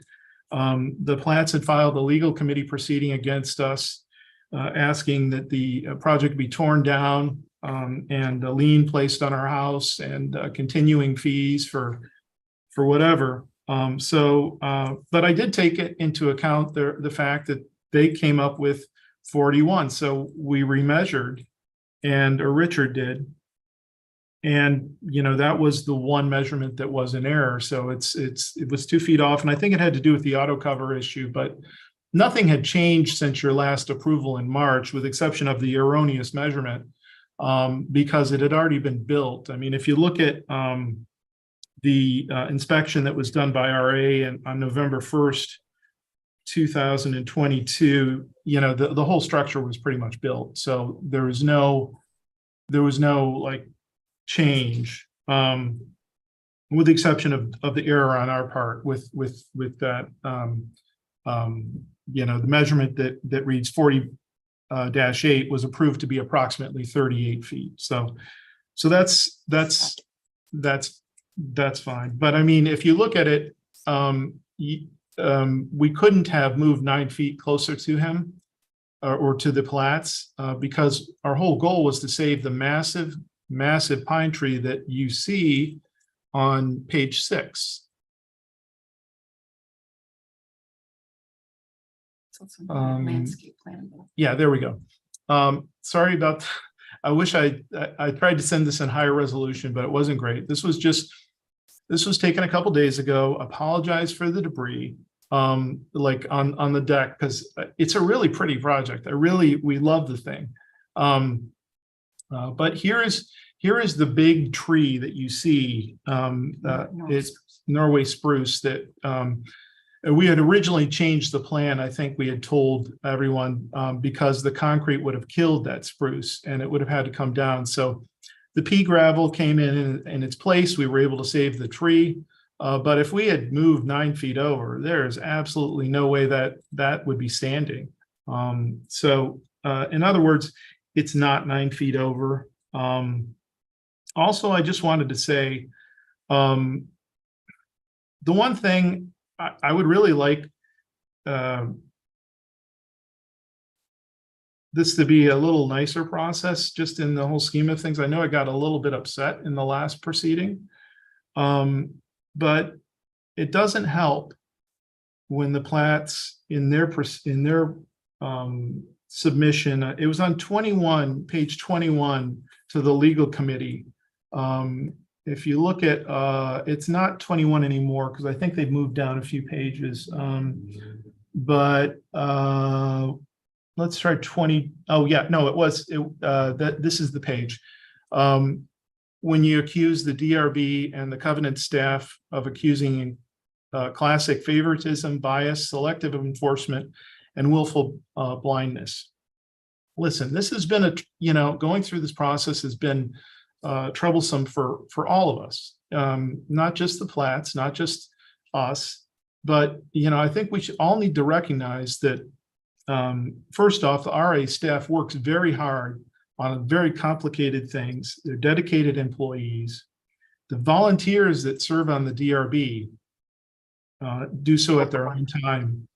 And I would like I would like to say they don't deserve the harsh words. In terms of Mr. Platt's claim in his filing that he didn't get due process, it's just not true, because he's always asked for additional time.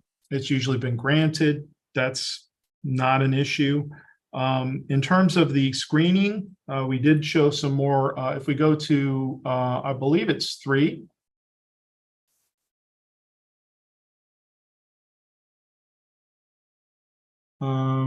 No, I'm sorry. It is 4. If you look at this, this was Kane Landscapes. They came back and we said, we really want as much coverage as possible. And, whatever we need to do, block out the sun with trees, we will do. And so we came back and with the help of Emily, we bought essentially the tallest trees we could buy, just so we could cut down on the amount of time it takes to grow. So we did plant, I believe it was 11 large trees and 5 large skip laurel hedges, most of them on the Platt side, because our other adjoining neighbors, the Blacks, don't have, love our project and, can't wait to come over. But if you look at some of the photos, I think that that you'll start to see just how hard it is to see our house. And even some of the photos submitted by Falcon. Well, let's just take on page 6. Okay, this is a general view, right? It's not perfect. Thank you for blowing that up.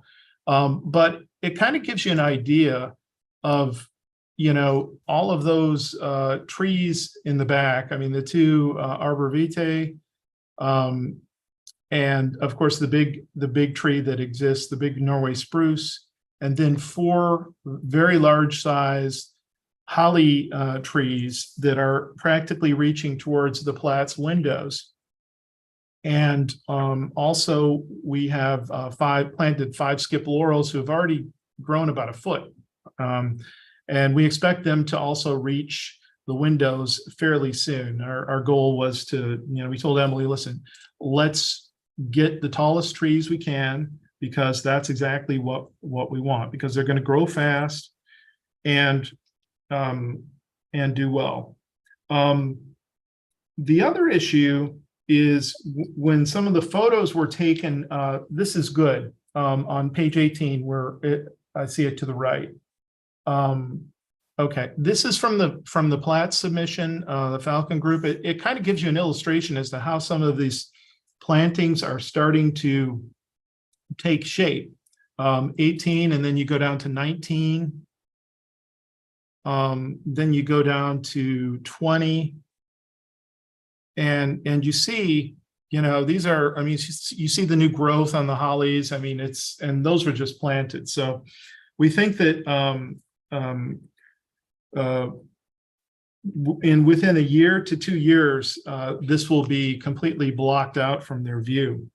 And also some of these photos were taken from their deck, which is ironically about the same size as ours and much taller. So I do get to look at their deck, and so it's an interesting proposition where I shouldn't have one, and I see theirs right in my face. But essentially, this is a rerun of some of the earlier objections.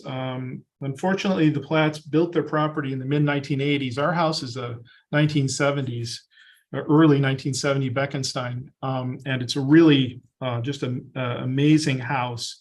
And when the Platts placed their house, they angled it so it faces our backyard. So I think that that's one of the things that they sometimes face.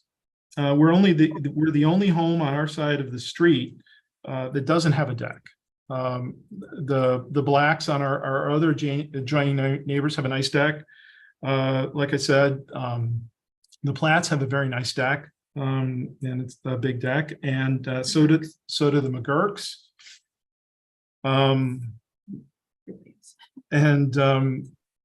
We just love our project. I mean, our neighbors all love our project, with exception of the Platts, the O'Shields, who are across the street, the Lowens that are across the street, the McGurks, the Dunhams, and there have been others. I don't remember everyone on Triple Crown, but they've all come to stop by and say, hey, listen, this looks awesome.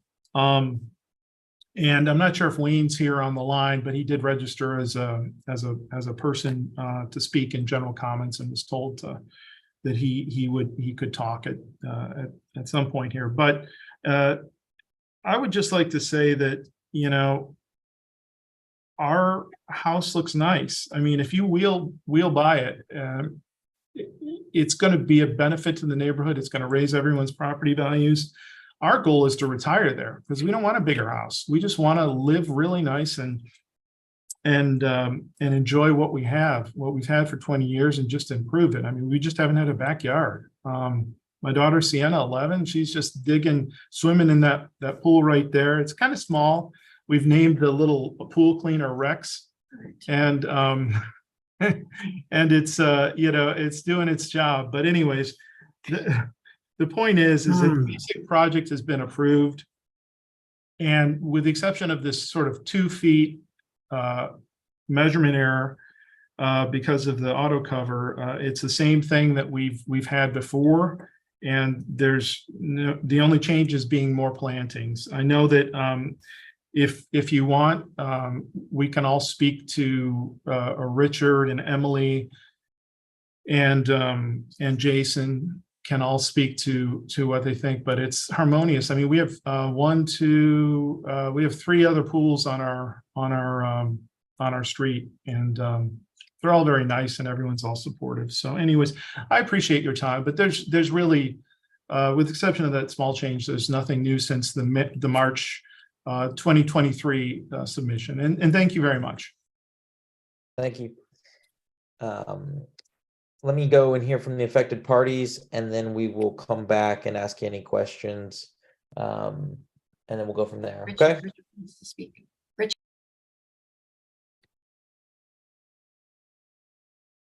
Staff, do we Get a have? Can I get a quick comment in? Oh, yeah. Sorry. If you guys, yep. Yeah, and I'm not sure if Emily wants to speak either, but I'll be brief. I know how the meeting's already gone on for quite a while. I mean, basically, this project started back in 2021, and everything you're seeing now was approved back then. There've been a lot of issues. We've come across site conditions, different grading, the landscaping, adding landscaping, certain construction issues, retaining walls, all this kind of stuff has been run through the process, let's say. I mean, the DRB process so far as I'm concerned, has been followed in all instances, and any criticism of it just shouldn't be happening. I know the March 28th meeting, I got it right here, said that the deck, which means the area all around the pool, was supposed to be approximately 38 feet because of the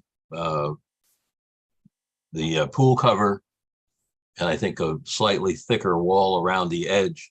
It's gotten a little larger than approximately 38 feet. It's gotten up to 40 feet. I went out myself, and the drawing that you asked for last meeting with all the dimensions and how they line up with the house and all this kind of stuff that we gave you, that I think it's number 5. I think we looked at it a minute ago.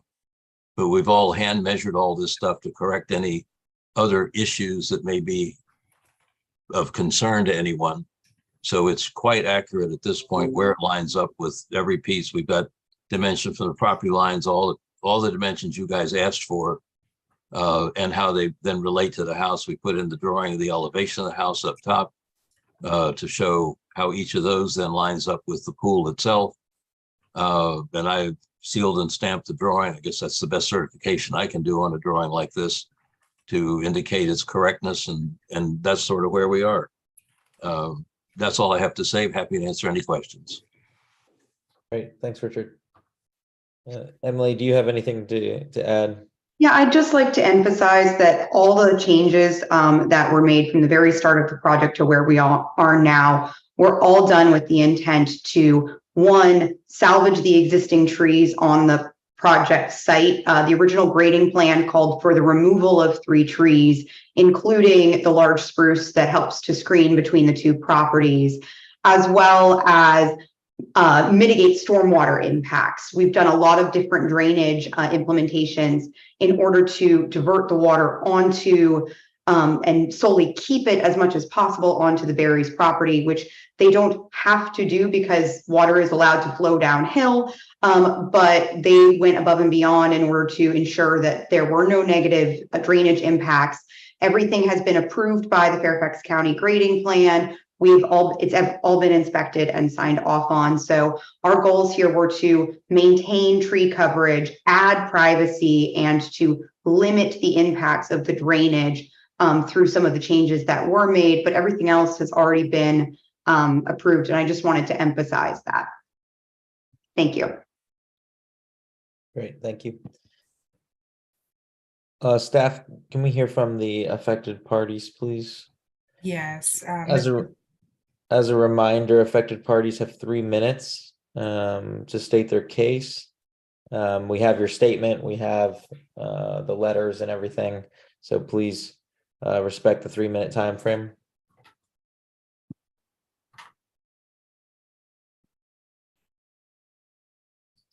Mr. Platt, you're unmuted. Thank you. I hope you've all read the letter we submitted. I would ask for a little bit more than 3 minutes if possible, Mr. Wood, given all of the statements that have been made in the lengthy period during which the applicant and the contractor spoke. So if, with your indulgence, I have a little bit of a statement and I want to show you some pictures. Okay. Yeah, I can allow 5 minutes, Mr. Platt. Okay, thank you. Last Thursday, almost the deadline for submissions for tonight's DRB meeting, Kane submitted a revised plan for the Berries project, which actually verified everything we've been saying all along, that the as-built pool deck is 41 feet long, not 32 feet. The pool deck is 9 feet closer to us and almost 30% larger, and the pool itself is more than 9 feet closer to us than in the June 2021 DRB approved plan. Let's remember that the Berries and their architect and their engineers and everybody else built something different than what was approved in June. And the reason that we're here today is not because of your endless approvals of this or extensions. It's because they didn't do what they said they were going to do and got approval for. And we never, ever again had a reasonable chance to do anything about it because it was there already. It was 9 feet longer, which the Berries and Mr. Newland and Miss English repeatedly denied. And now we've proven it. We had to spend a lot of money to prove that. It is 9 feet closer to us than what you all approved, which was supposed to be built close to the ground as all the pools are. There are 3 standards in regard to the rest and protective design covenants, design guidelines, norm standards, and process requirements. 1, size and shape of the pool and decking is supposed to relate harmoniously to the size, topography, and location of the available space. 2nd, it's supposed to be integrated into and harmonious with the environment. And 3rd, by norm standards, it's supposed to be close to the ground, not more than 18 inches above it. This is 4 to 6 feet walls. And that's the problem. It sticks out like an albatross. The pool, the deck, and the new walled balcony porch are massively obtrusive. They overwhelm the Berries' backyard. They loom over our house and backyard. They've destroyed our open landscape views, dominate our living room and bedroom windows, destroy our privacy, and are even visible from the street. Our photos show this, and none of it is screened from us by the Berries landscaping. And so to prove that point, so that you don't see the pretty picture that they showed you, go to the photographs, if you would, staff, that we submitted along with our July 5th letter to the legal committee. And you'll see the actual thing that looks, you got to go and find them, please. They're further down. They're in the area where you go to here. This is what we see from our windows. There are 4 pictures there. This is what we see. It's none of the Berries screening, none of it is shielding anything from our windows. That's from our living room. That's what we're staring at. Something that's walled that was never applied for. Look at that. Do you want to be looking at that? Nobody wants to be looking at that. There are no 6 foot above the ground pools in our neighborhood or any other. There are no walled balcony porches on these models or any models. And the thing is farce. You've been told a crock. It's not true. They applied for something 32 feet long. They then went and built something else above the ground that wasn't supposed to be there, nobody else has. And now they're claiming it's only 2 feet difference. That's a crock. It's not true. None of what they're telling you is true. And I appreciate that they have good intentions. I'm not impugning their intentions. I'm saying from our perspective, this is not only not permitted in Reston, but the passes that the RA and the staff have given it already were inappropriate. You never until last Thursday had before you accurate plans 41 feet long. The thing that you approved in March was wrong. And it didn't really talk about the height.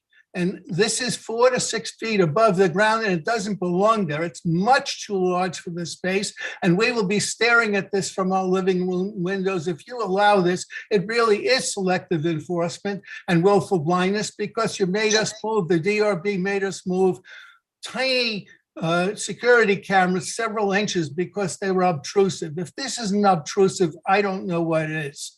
And as much as the Berries want their pool and their patio, and they want to give you the story about the shuffle they've done, if you buy into it, you're destroying the ability of the Reston Association in the future to regulate any development, because they built something different than what they got approved for.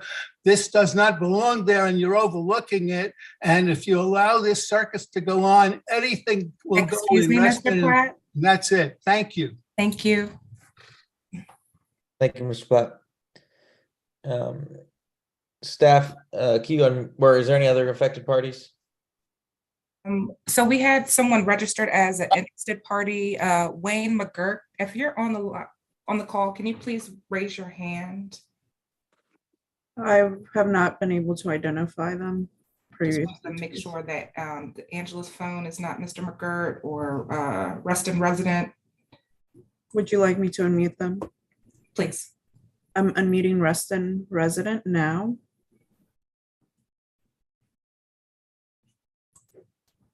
We're asking for them to unmute.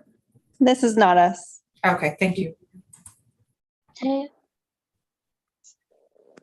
It doesn't appear that he's on the line, and then the Reston resident. So no, we don't have any others to speak at this time. Thank you. Okay, great.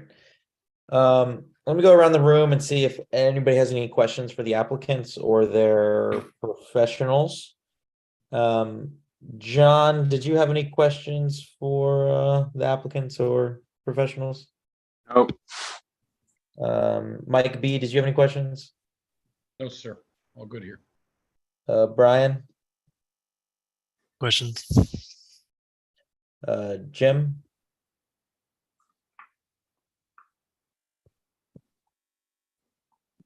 Jim, you may be muted. I muted you because you had some background noise. There you are. Jim, do you have any questions? None here. Elena, do you have any questions?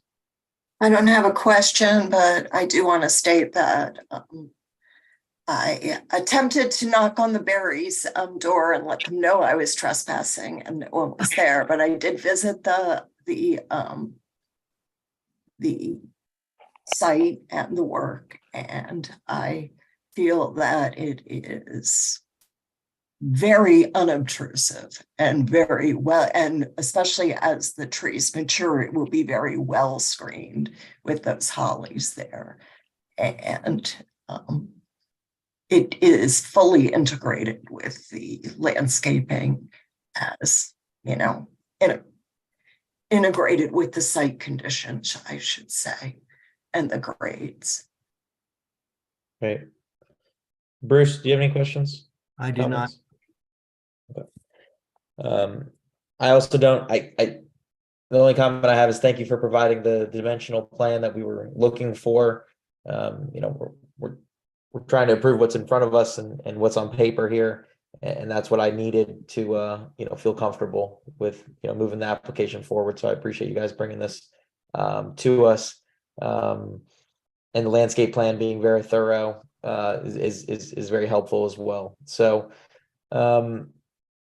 does anybody want to take any other comments anyone has? Anyone want to take a stab at a motion? Any other questions, comments?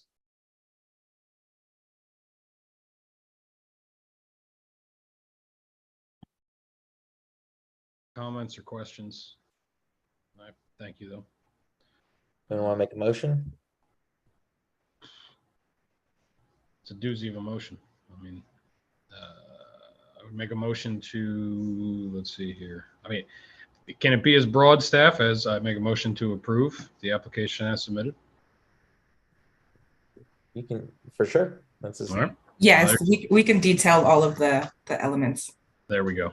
Then that is my motion, friends. Second. There's a motion to approve the application as submitted. There's a second. Any further discussion on that? All right, all those in favor of the motion, say aye. Aye. Aye. Any against? Any abstentions? Abstain. All right, motion passes 7-0-1. Thank you. All right, application J is kind of a quasi work session, right? From what I can tell. Yes, if we go to JB, the applicants are returning for some feedback from the DRB on the proposals to mitigate the sunroom that's in violation. That's And correct. Hey, everybody. Yeah, Pete Romanoli. How are you? Can you hear me okay? Yes, we can. If you could walk us through kind of what you're doing and what you need some help with, and then we're hopefully here to help you. Okay. Sure thing. I'll make this short and sweet. So we were asked 6 months ago to basically begin to devise, I quote, begin to devise a more visually integrated cluster standard approved solution to two features of our sunroom that we did not create. The past two owners created these mods.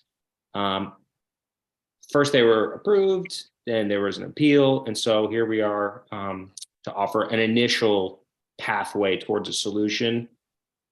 2 phases in no particular order: roof, then windows, or windows, then roof. Basically, it's like 50 square feet of synthetic cedar shake, detailed a little bit further below. That would be one phase. The second phase would be to effectively replace the almost the exact same windows, the same dimensions, but as sliders, and that would be the second phase. And yep, right there. And I give some timeline around it, but this is our first, this is our first look at what, the pathway to the solution might be. And depending on the feedback we give today, we were hopeful to, submit a more formal DRB application within the time frame that I listed there, and make it happen. Okay. So let me see if anyone has any questions. I know I have a couple right off the bat, but I think somebody might ask them before I do. So, John, did you have any questions? No, I reviewed the submittal that he had included with this, and I think it's a good solution to cedar shakes, which are problematic these days. Okay. Emily, did you have any questions? I did not, other than to echo that cedar shakes are indeed problematic these days. Can I ask real quick what specifically what you mean by problematic? I live on Cedar Cove Court in Reston, and our houses have cedar shake roofs, and we are in the process of transitioning them over to composite because the cedar is hard to come by and also has its other things, but yes. Understood. Thank you. Guys, it's real natural wood. All right, guys, it takes a little maintenance. All right. Yep. And natural wood rots, and natural wood gets mold on it or moss. And I know, man. We have some stuff around here from 1972 that looks like hell. Yeah, no, I know, but that's all we're saying with cedar shake. So just it's a natural material, has its challenges. Mike B, did you have any thoughts, comments? Not at current, sir. Thank you. Brian? So you're suggesting using the cluster standard option 2 for the roof, the EchoStar Seneca Shake, is that correct? Yes, sir. I believe that's the approved cluster standard. Okay, you're going with the cluster standard. Okay. And just curious, looking at this, has any thought been given to like the cedar shakes on the the face itself, on the vertical face? Are those going to remain, or is that part of what's going to be removed? My understanding was the only modification, the only violation, I should say, was the 3-ply asphalt shingles on top. And right now, that's what we were focusing on. Just the roof and then the windows. Yeah. I mean, this may be beyond, and you all can stop me if this is inappropriate, but I do wonder about this cedar shakes on the facade as well, if those really make sense. I don't want to add scope where it's not needed, but I do just kind of question it. I mean, and then it just kind of goes to plywood almost on the face or on the windows. So I kind of question if the whole thing needs to be rethought a little bit. And I'm just thinking like on the cedar shakes on the wall, if that needs to be like this kind of, I guess, the stucco material that's used throughout the cluster, for example. Yeah, I mean, to me, it's all open, Brian, because I mean, the whole sunroom is, to me, the whole sunroom modification to like the windows and whatnot is, so if you go to like staff, if you can go back to, there we go. So Brian, this is the original approved sunroom by the DRB back in, I don't know, the 80s probably, if I had to guess.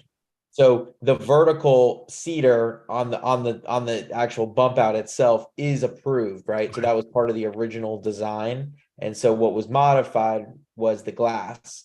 So the glass was modified to be removed, and then they kind of built that, wall with the 3 windows and put the asphalt shingle roof on it. And so that's why those are kind of the elements that have distinctly been called out, is because those were kind of the violations, because they deviated from the approved design. Now, not saying that we couldn't recommend, and that's I think the point of this session is kind of get feedback, right?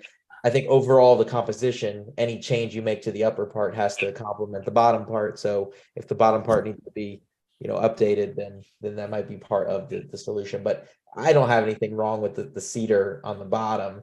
I think it still complements the mansard roof that is existing. So I don't think it's terrible. So anyways, if that answers your question. That's helpful. Just curious about other perspectives. So since that's approved, I'll withdraw that. No problem. But like I said, it's a full composition thing. So, if we feel like that might need to be, then we can definitely, look at it. Elena, did you have a comment? Yeah, I would hate to see that bump out that's held up by 2 existing right now, 2 wood 4x4s for 2 4x6s, 6x6s, I don't know.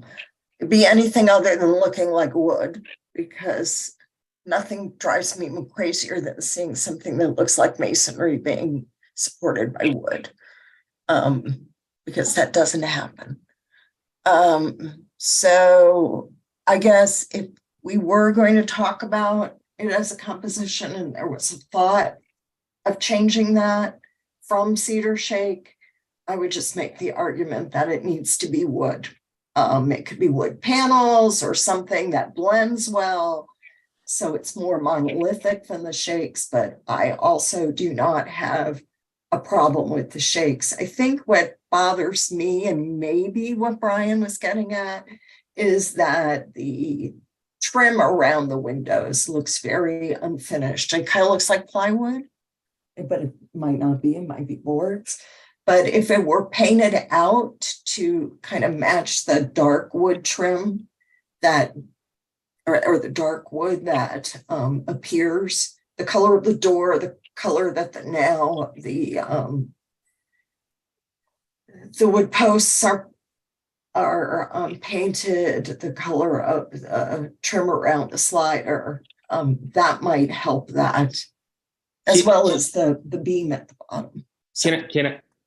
This is all great feedback so far, and you got me thinking. I just want to offer one thing. I have no idea how these windows were put in currently, but y'all are asking us to replace those because they're sliders. But it makes me wonder if and when, is this like a catch-22? If like those windows are coming out, does that impact the frame that you're referencing now, so on and so forth? It might, but it's probably not. You know, they usually can replace it. Okay. They can paint it out. I mean, ideally, personally, I'd like to see the windows get bigger and be more like a window wall there, the slider window wall, make it look less like a punched window there. Like so they're all together, but there's three separate. Okay. Right, but you're still gonna need some corner support, but you can, and you'll probably need a mullion in between them just for roof support, but it could be thinner. You know, the space between them could look more like a mullion rather than a big piece of trim. Okay. But other than that, I'll wrap up my comments. I think that changing the roof and changing to the vertical slider is the right thing to do here. I think there are details that can occur that won't be great expenses, details that can be a massage that won't create great additional expense that can just help the project even look better and more integrated. Yeah, agreed. And I think that's the point of kind of, the meeting tonight, right? Is it's try to help him work through some of these options. I know we were trying to find a time to be able to, have a discussion. And I think this is the time now, essentially. Emily, you have a comment? Yeah, I guess if you look at I think it's page 19. I think that highlights one of the kind of, at least it's 19 in my package. Yeah. Look at page 19. I think this to me brings to light like the biggest issue that you have as a whole kind of scene, because you have on the side, you have the cedar shake running all the way up behind the windows. And then you have this transition to the plywood sort of framing out the windows, and it doesn't even go like all the way up against the house. And these are, like you said, Elena, these are like the details that make it as a composition not look like it was integrated with the original home, or like it has same architectural characteristics as the original home. So I think that this is just a really good photo for the applicant to just sort of, as we're thinking about things, if we did, if you did one larger window with the vertical sliders and had, something more light and airy at the upper top, and then just had the cedar shake kind of skirt below, I think that could work. But the kind of Frankensteinian nature of this, I think, is what is throwing a lot of us off. I feel you on that.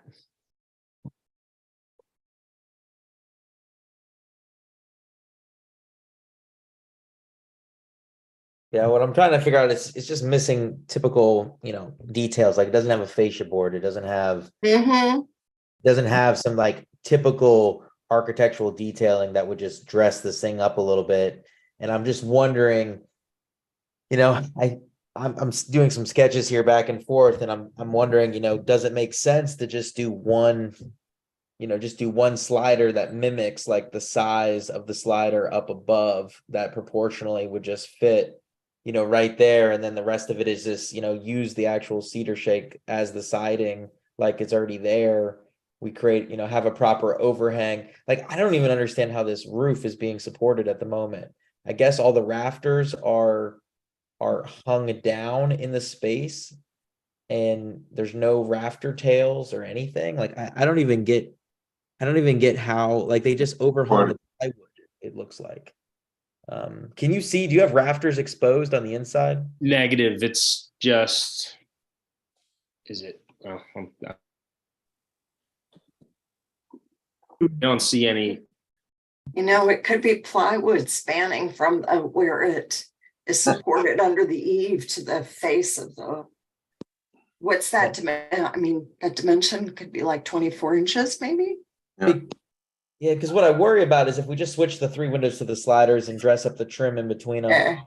I think the sliders are gonna look a little, still look dinky, and it's not gonna fit the proportion of the building itself. Yeah, I do think they need to be bigger, taller, not just wider, but taller. I just. So I mean, what do you guys feel about just doing one, slider that mimics what's above size wise, so they get a little wider, it would get a little taller, and then the rest would just be cedar, shake.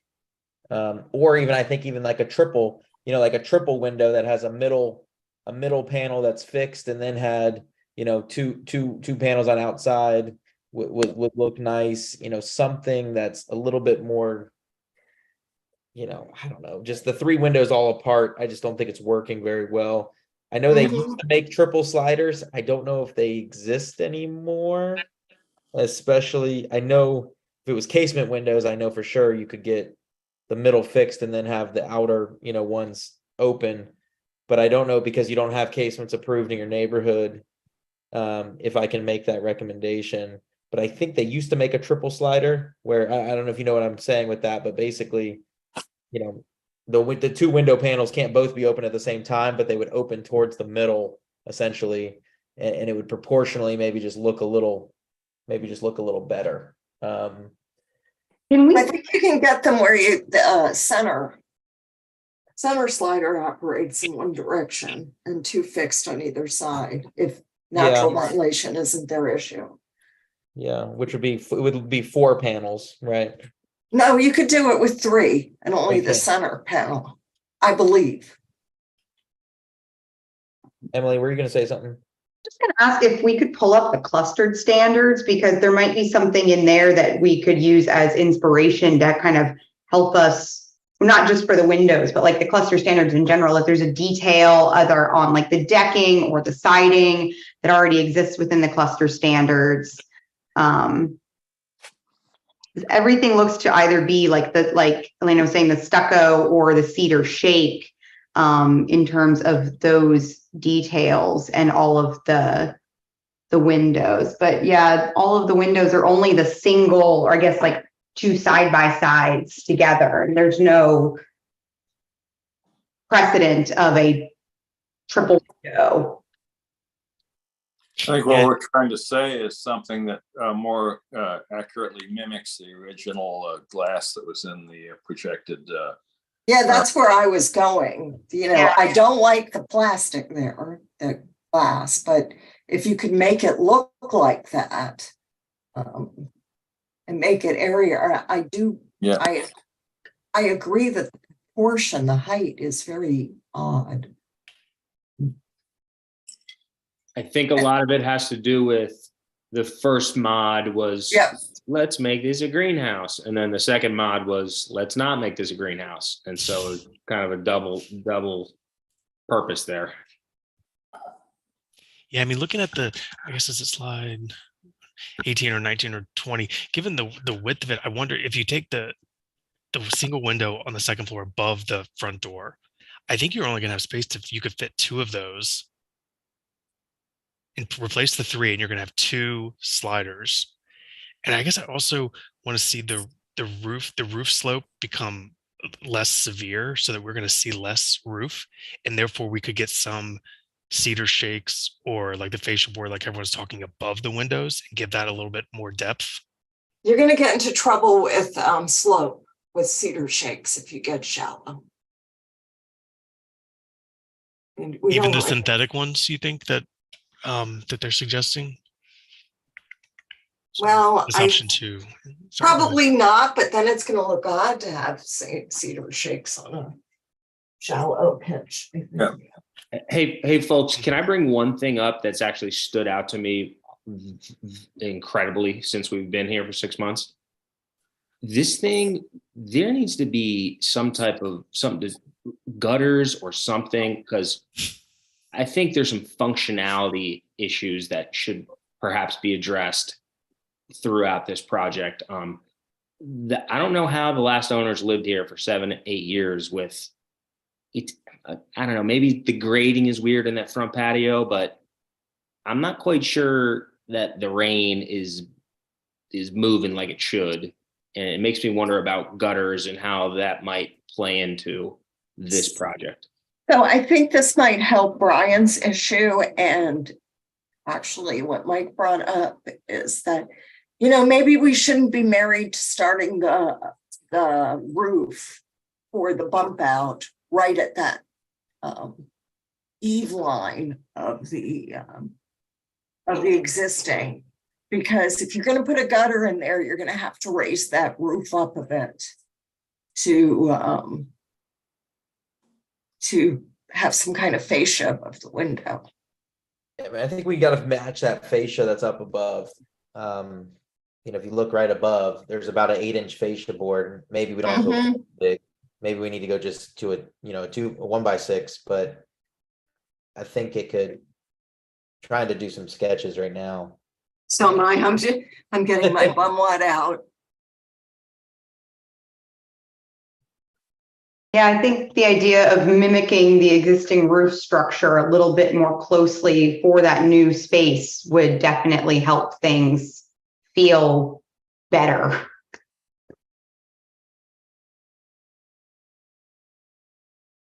And also give you a functioning gutter, novel idea. Yeah. Potentially. Potentially. Let's let Elena work her magic.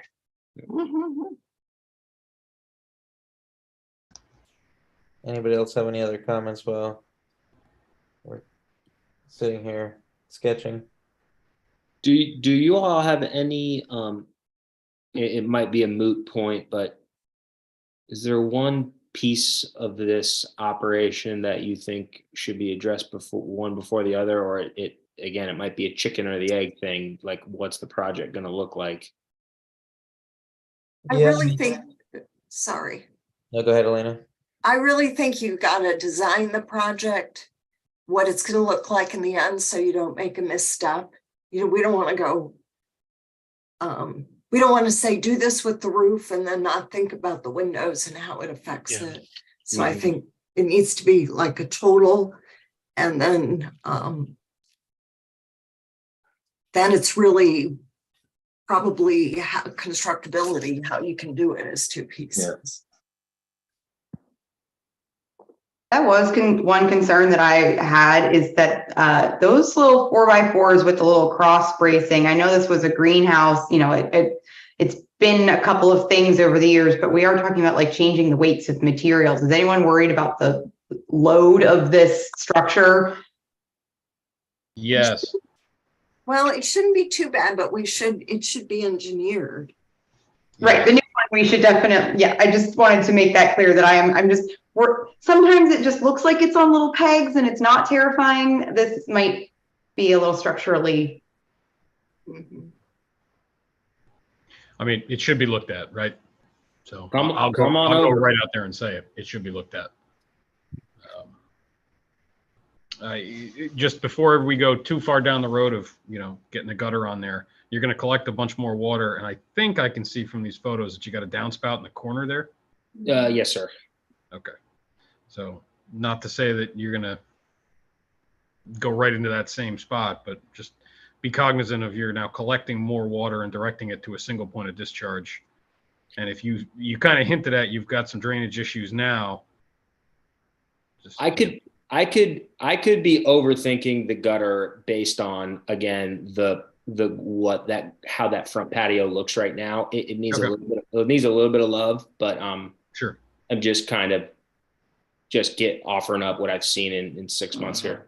No, it's absolutely a valid concern. I mean, I would tell you, with absolutely never having been there during a storm event, that positive drainage away from the face of your structure is going to be critical and key to your continued happiness in that property, right? So it was one of the first things I noticed, honestly, that front patio area. Can I get that on a shirt, Mike? Positive drainage. Yeah, absolutely. That's, I think Elena's heard me say that exact sentence. I don't know how many different times, but I'll have hats made for everybody. But yeah, I mean, if you're going to tie into that gutter location or, somewhere nearby or something else, I mean, just be cognizant of what material you're discharging over top of and where that water's going. And under the attempt to make it better, you can sometimes make it worse. So. Just for clarification, this application is here for a final decision. Negative. That was not my understanding. Well, that's what I'm looking at the agenda. Okay. So I'd like to understand, maybe from Mike, where we're going. Yeah, to me, I feel like we're here to just kind of have help because I offered help and I then was too busy to give help. So this is when I have dedicated time to help. I think that's kind of how this transpired, and correct me if I'm wrong, LaShonda, but I feel like that's kind of what happened. Yeah, that's kind of what happened. But yes, this does not need a formal motion. This is only just to give the homeowner some feedback. All right, so this is very crude, everybody, and I don't know if you guys are going to be able to see everything, but like where you're able to still take the cedar up and around the windows, kind of very similar to what they have now, but the ideal is that those windows are, similar in size to the ones above. Whether the proportion is maybe similar to the one to the left, kind of above the front door, I don't know yet. But kind of putting two of them together and then allowing the cedar to kind of go up. I don't know if you guys can see that very well. Yeah. But I'm thinking something like that. Potentially. What I'm getting struggled with when I'm sketching it is the ceiling height at the edge of that wall must be pretty low in there. Is that accurate? It is pretty low. And when I look at what that sketch looks like, as the further down those windows go, you're like looking at knee-high people in the kitchen all the way through the living room. So it's, I guess, depending on the angle. But yeah, I mean, it all depends. In Reston windows, I mean, most early architecture in Reston, the windows go all the way down to the ground in pretty much all the homes. They may have 6 inches where they can fit a baseboard underneath. Very, very typical. So I'm more proportionally trying to figure out where it's going to hit. I think what I drew initially might be a little big, and I see that you have that slider on the screen here. You guys can see that slider above the front door entrance. We proportionally might be able to work off of that one versus the bigger ones up above, and that might help the situation. But I think trying to get enough meat in between the corners and the window so we can at least get 2 or 3 shingles wide, I think is going to help drastically, kind of similar to what you have on your side window there.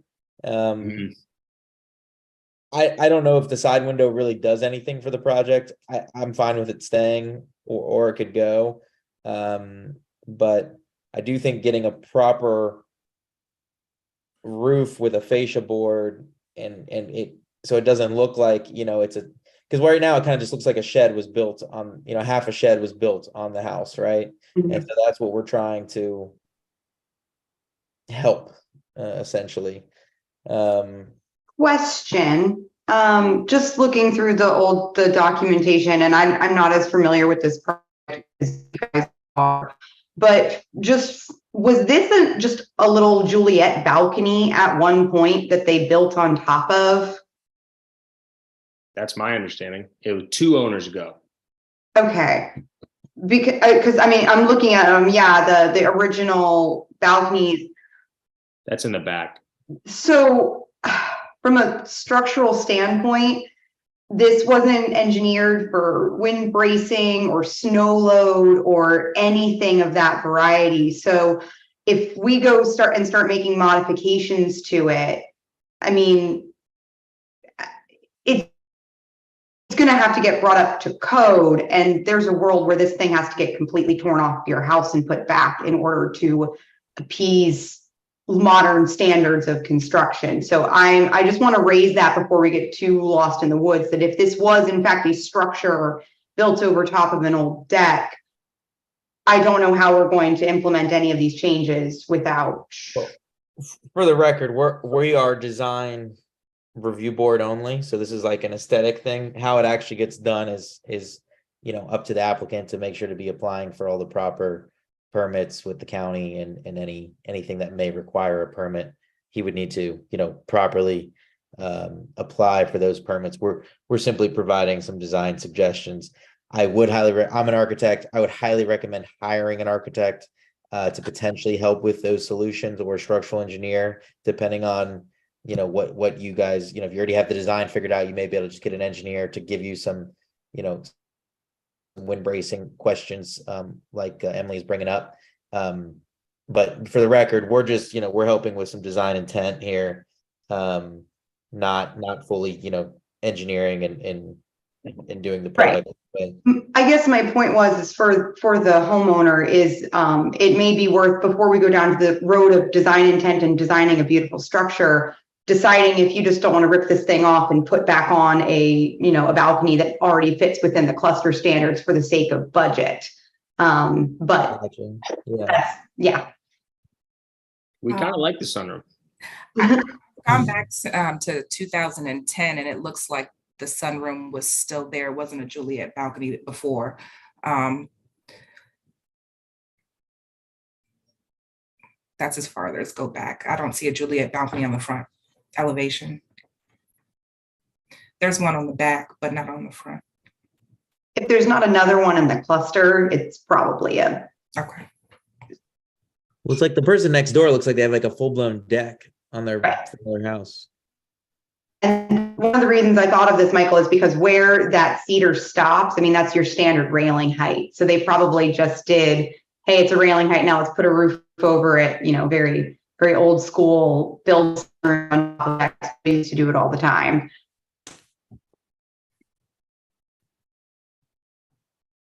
So for tonight, what I'm doing is, LaShonda, I think I can send you an image. I'm just gonna see if you can post up what I sketched. Okay, let me see. I think I can send an image. I don't really know.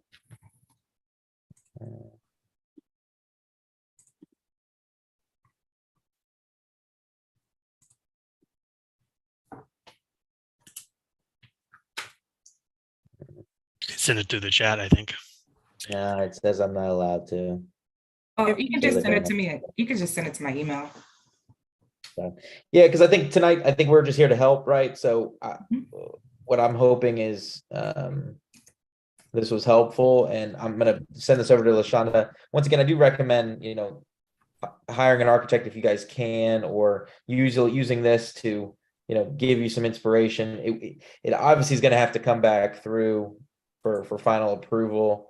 But was this somewhat helpful? 100%. No, you all raised some points that we hadn't considered, from, no pun intended, all different angles. But it definitely makes me, I've got a lot swirling, right? What's the path of least resistance? What's like what's like acceptable? What's worth the effort? What's not worth the effort? What's even in the realm of talking about expenses? How's that going to work? So there's a lot of factors in this one for sure. Okay. Yeah, because where is it currently stand, LaShonda, in a covenants standpoint? Is there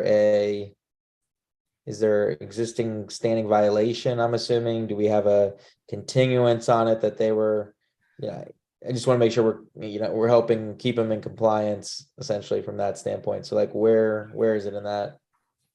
Sure. So it wasn't covenants, but once an application is submitted to the DRB, that kind of X's everything out. So until the DRB gives renders a motion and gives the homeowner a time frame to complete whatever you all approve, that's the only time that we'll do our post DRB inspection and then restart the covenants if there is a violation. So he's fine now. Okay, gotcha. So if we just have a continuing, or not a deferral, but just to come back with the final design, he's got some time. Yes. Okay. And did you get that email I sent you? Yes, I received it. Thank you.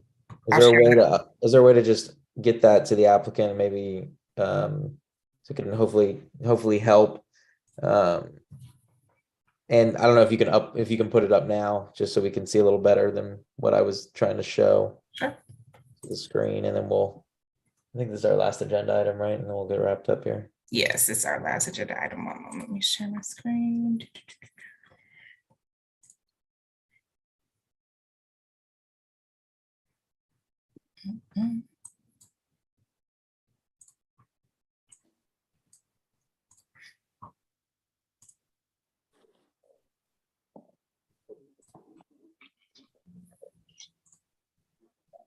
Y'all see that? Yes, ma'am.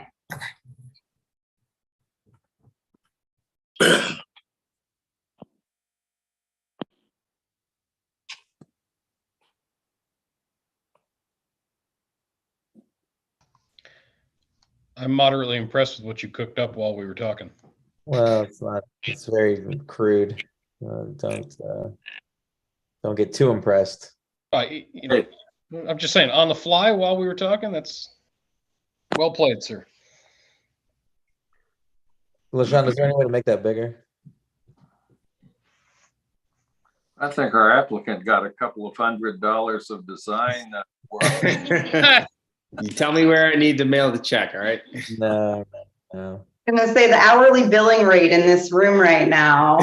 Yeah. There's a lot of checks you'd be sending. Oh my goodness. But hopefully, if not, if we can't get it any bigger, LaShonda can email that over to you so you can get a feel for kind of what I think roughly would fit a little better. How's that? Or is that better? Can you see it? Nothing changed. Oh, wait a minute. Let me share again. It has an up. How about now? Yeah.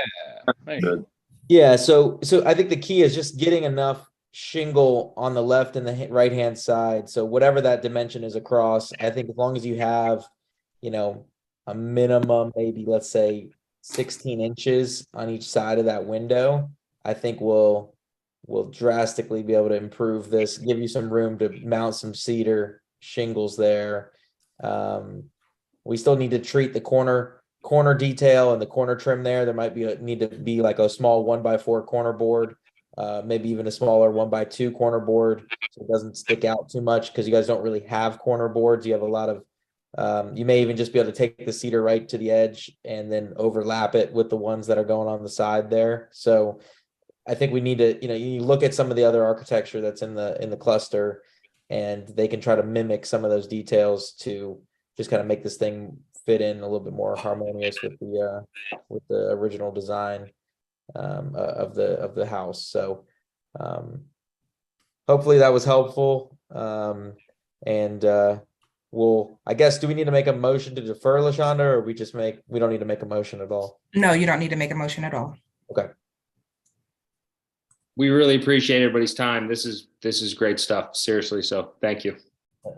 Thank you, Peter. Good luck with your project. Yeah. Thank you, sir.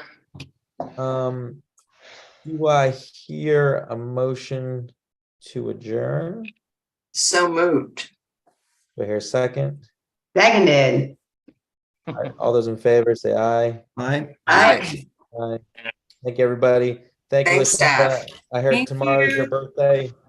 Happy birthday, LaShonda. Have a great Oh, birthday. Happy tomorrow. birthday. Happy Are birthday. you Thank turning? you. What are you 21. 30? Huh? You're just turning 30, right? I'm sorry, I couldn't hear you. What'd you say? I said you're just turning 30, right? Yes, Nice. thank you. Okay. Just turned 30. Yeah. Thanks, Thanks, everyone. bye. Have a good night.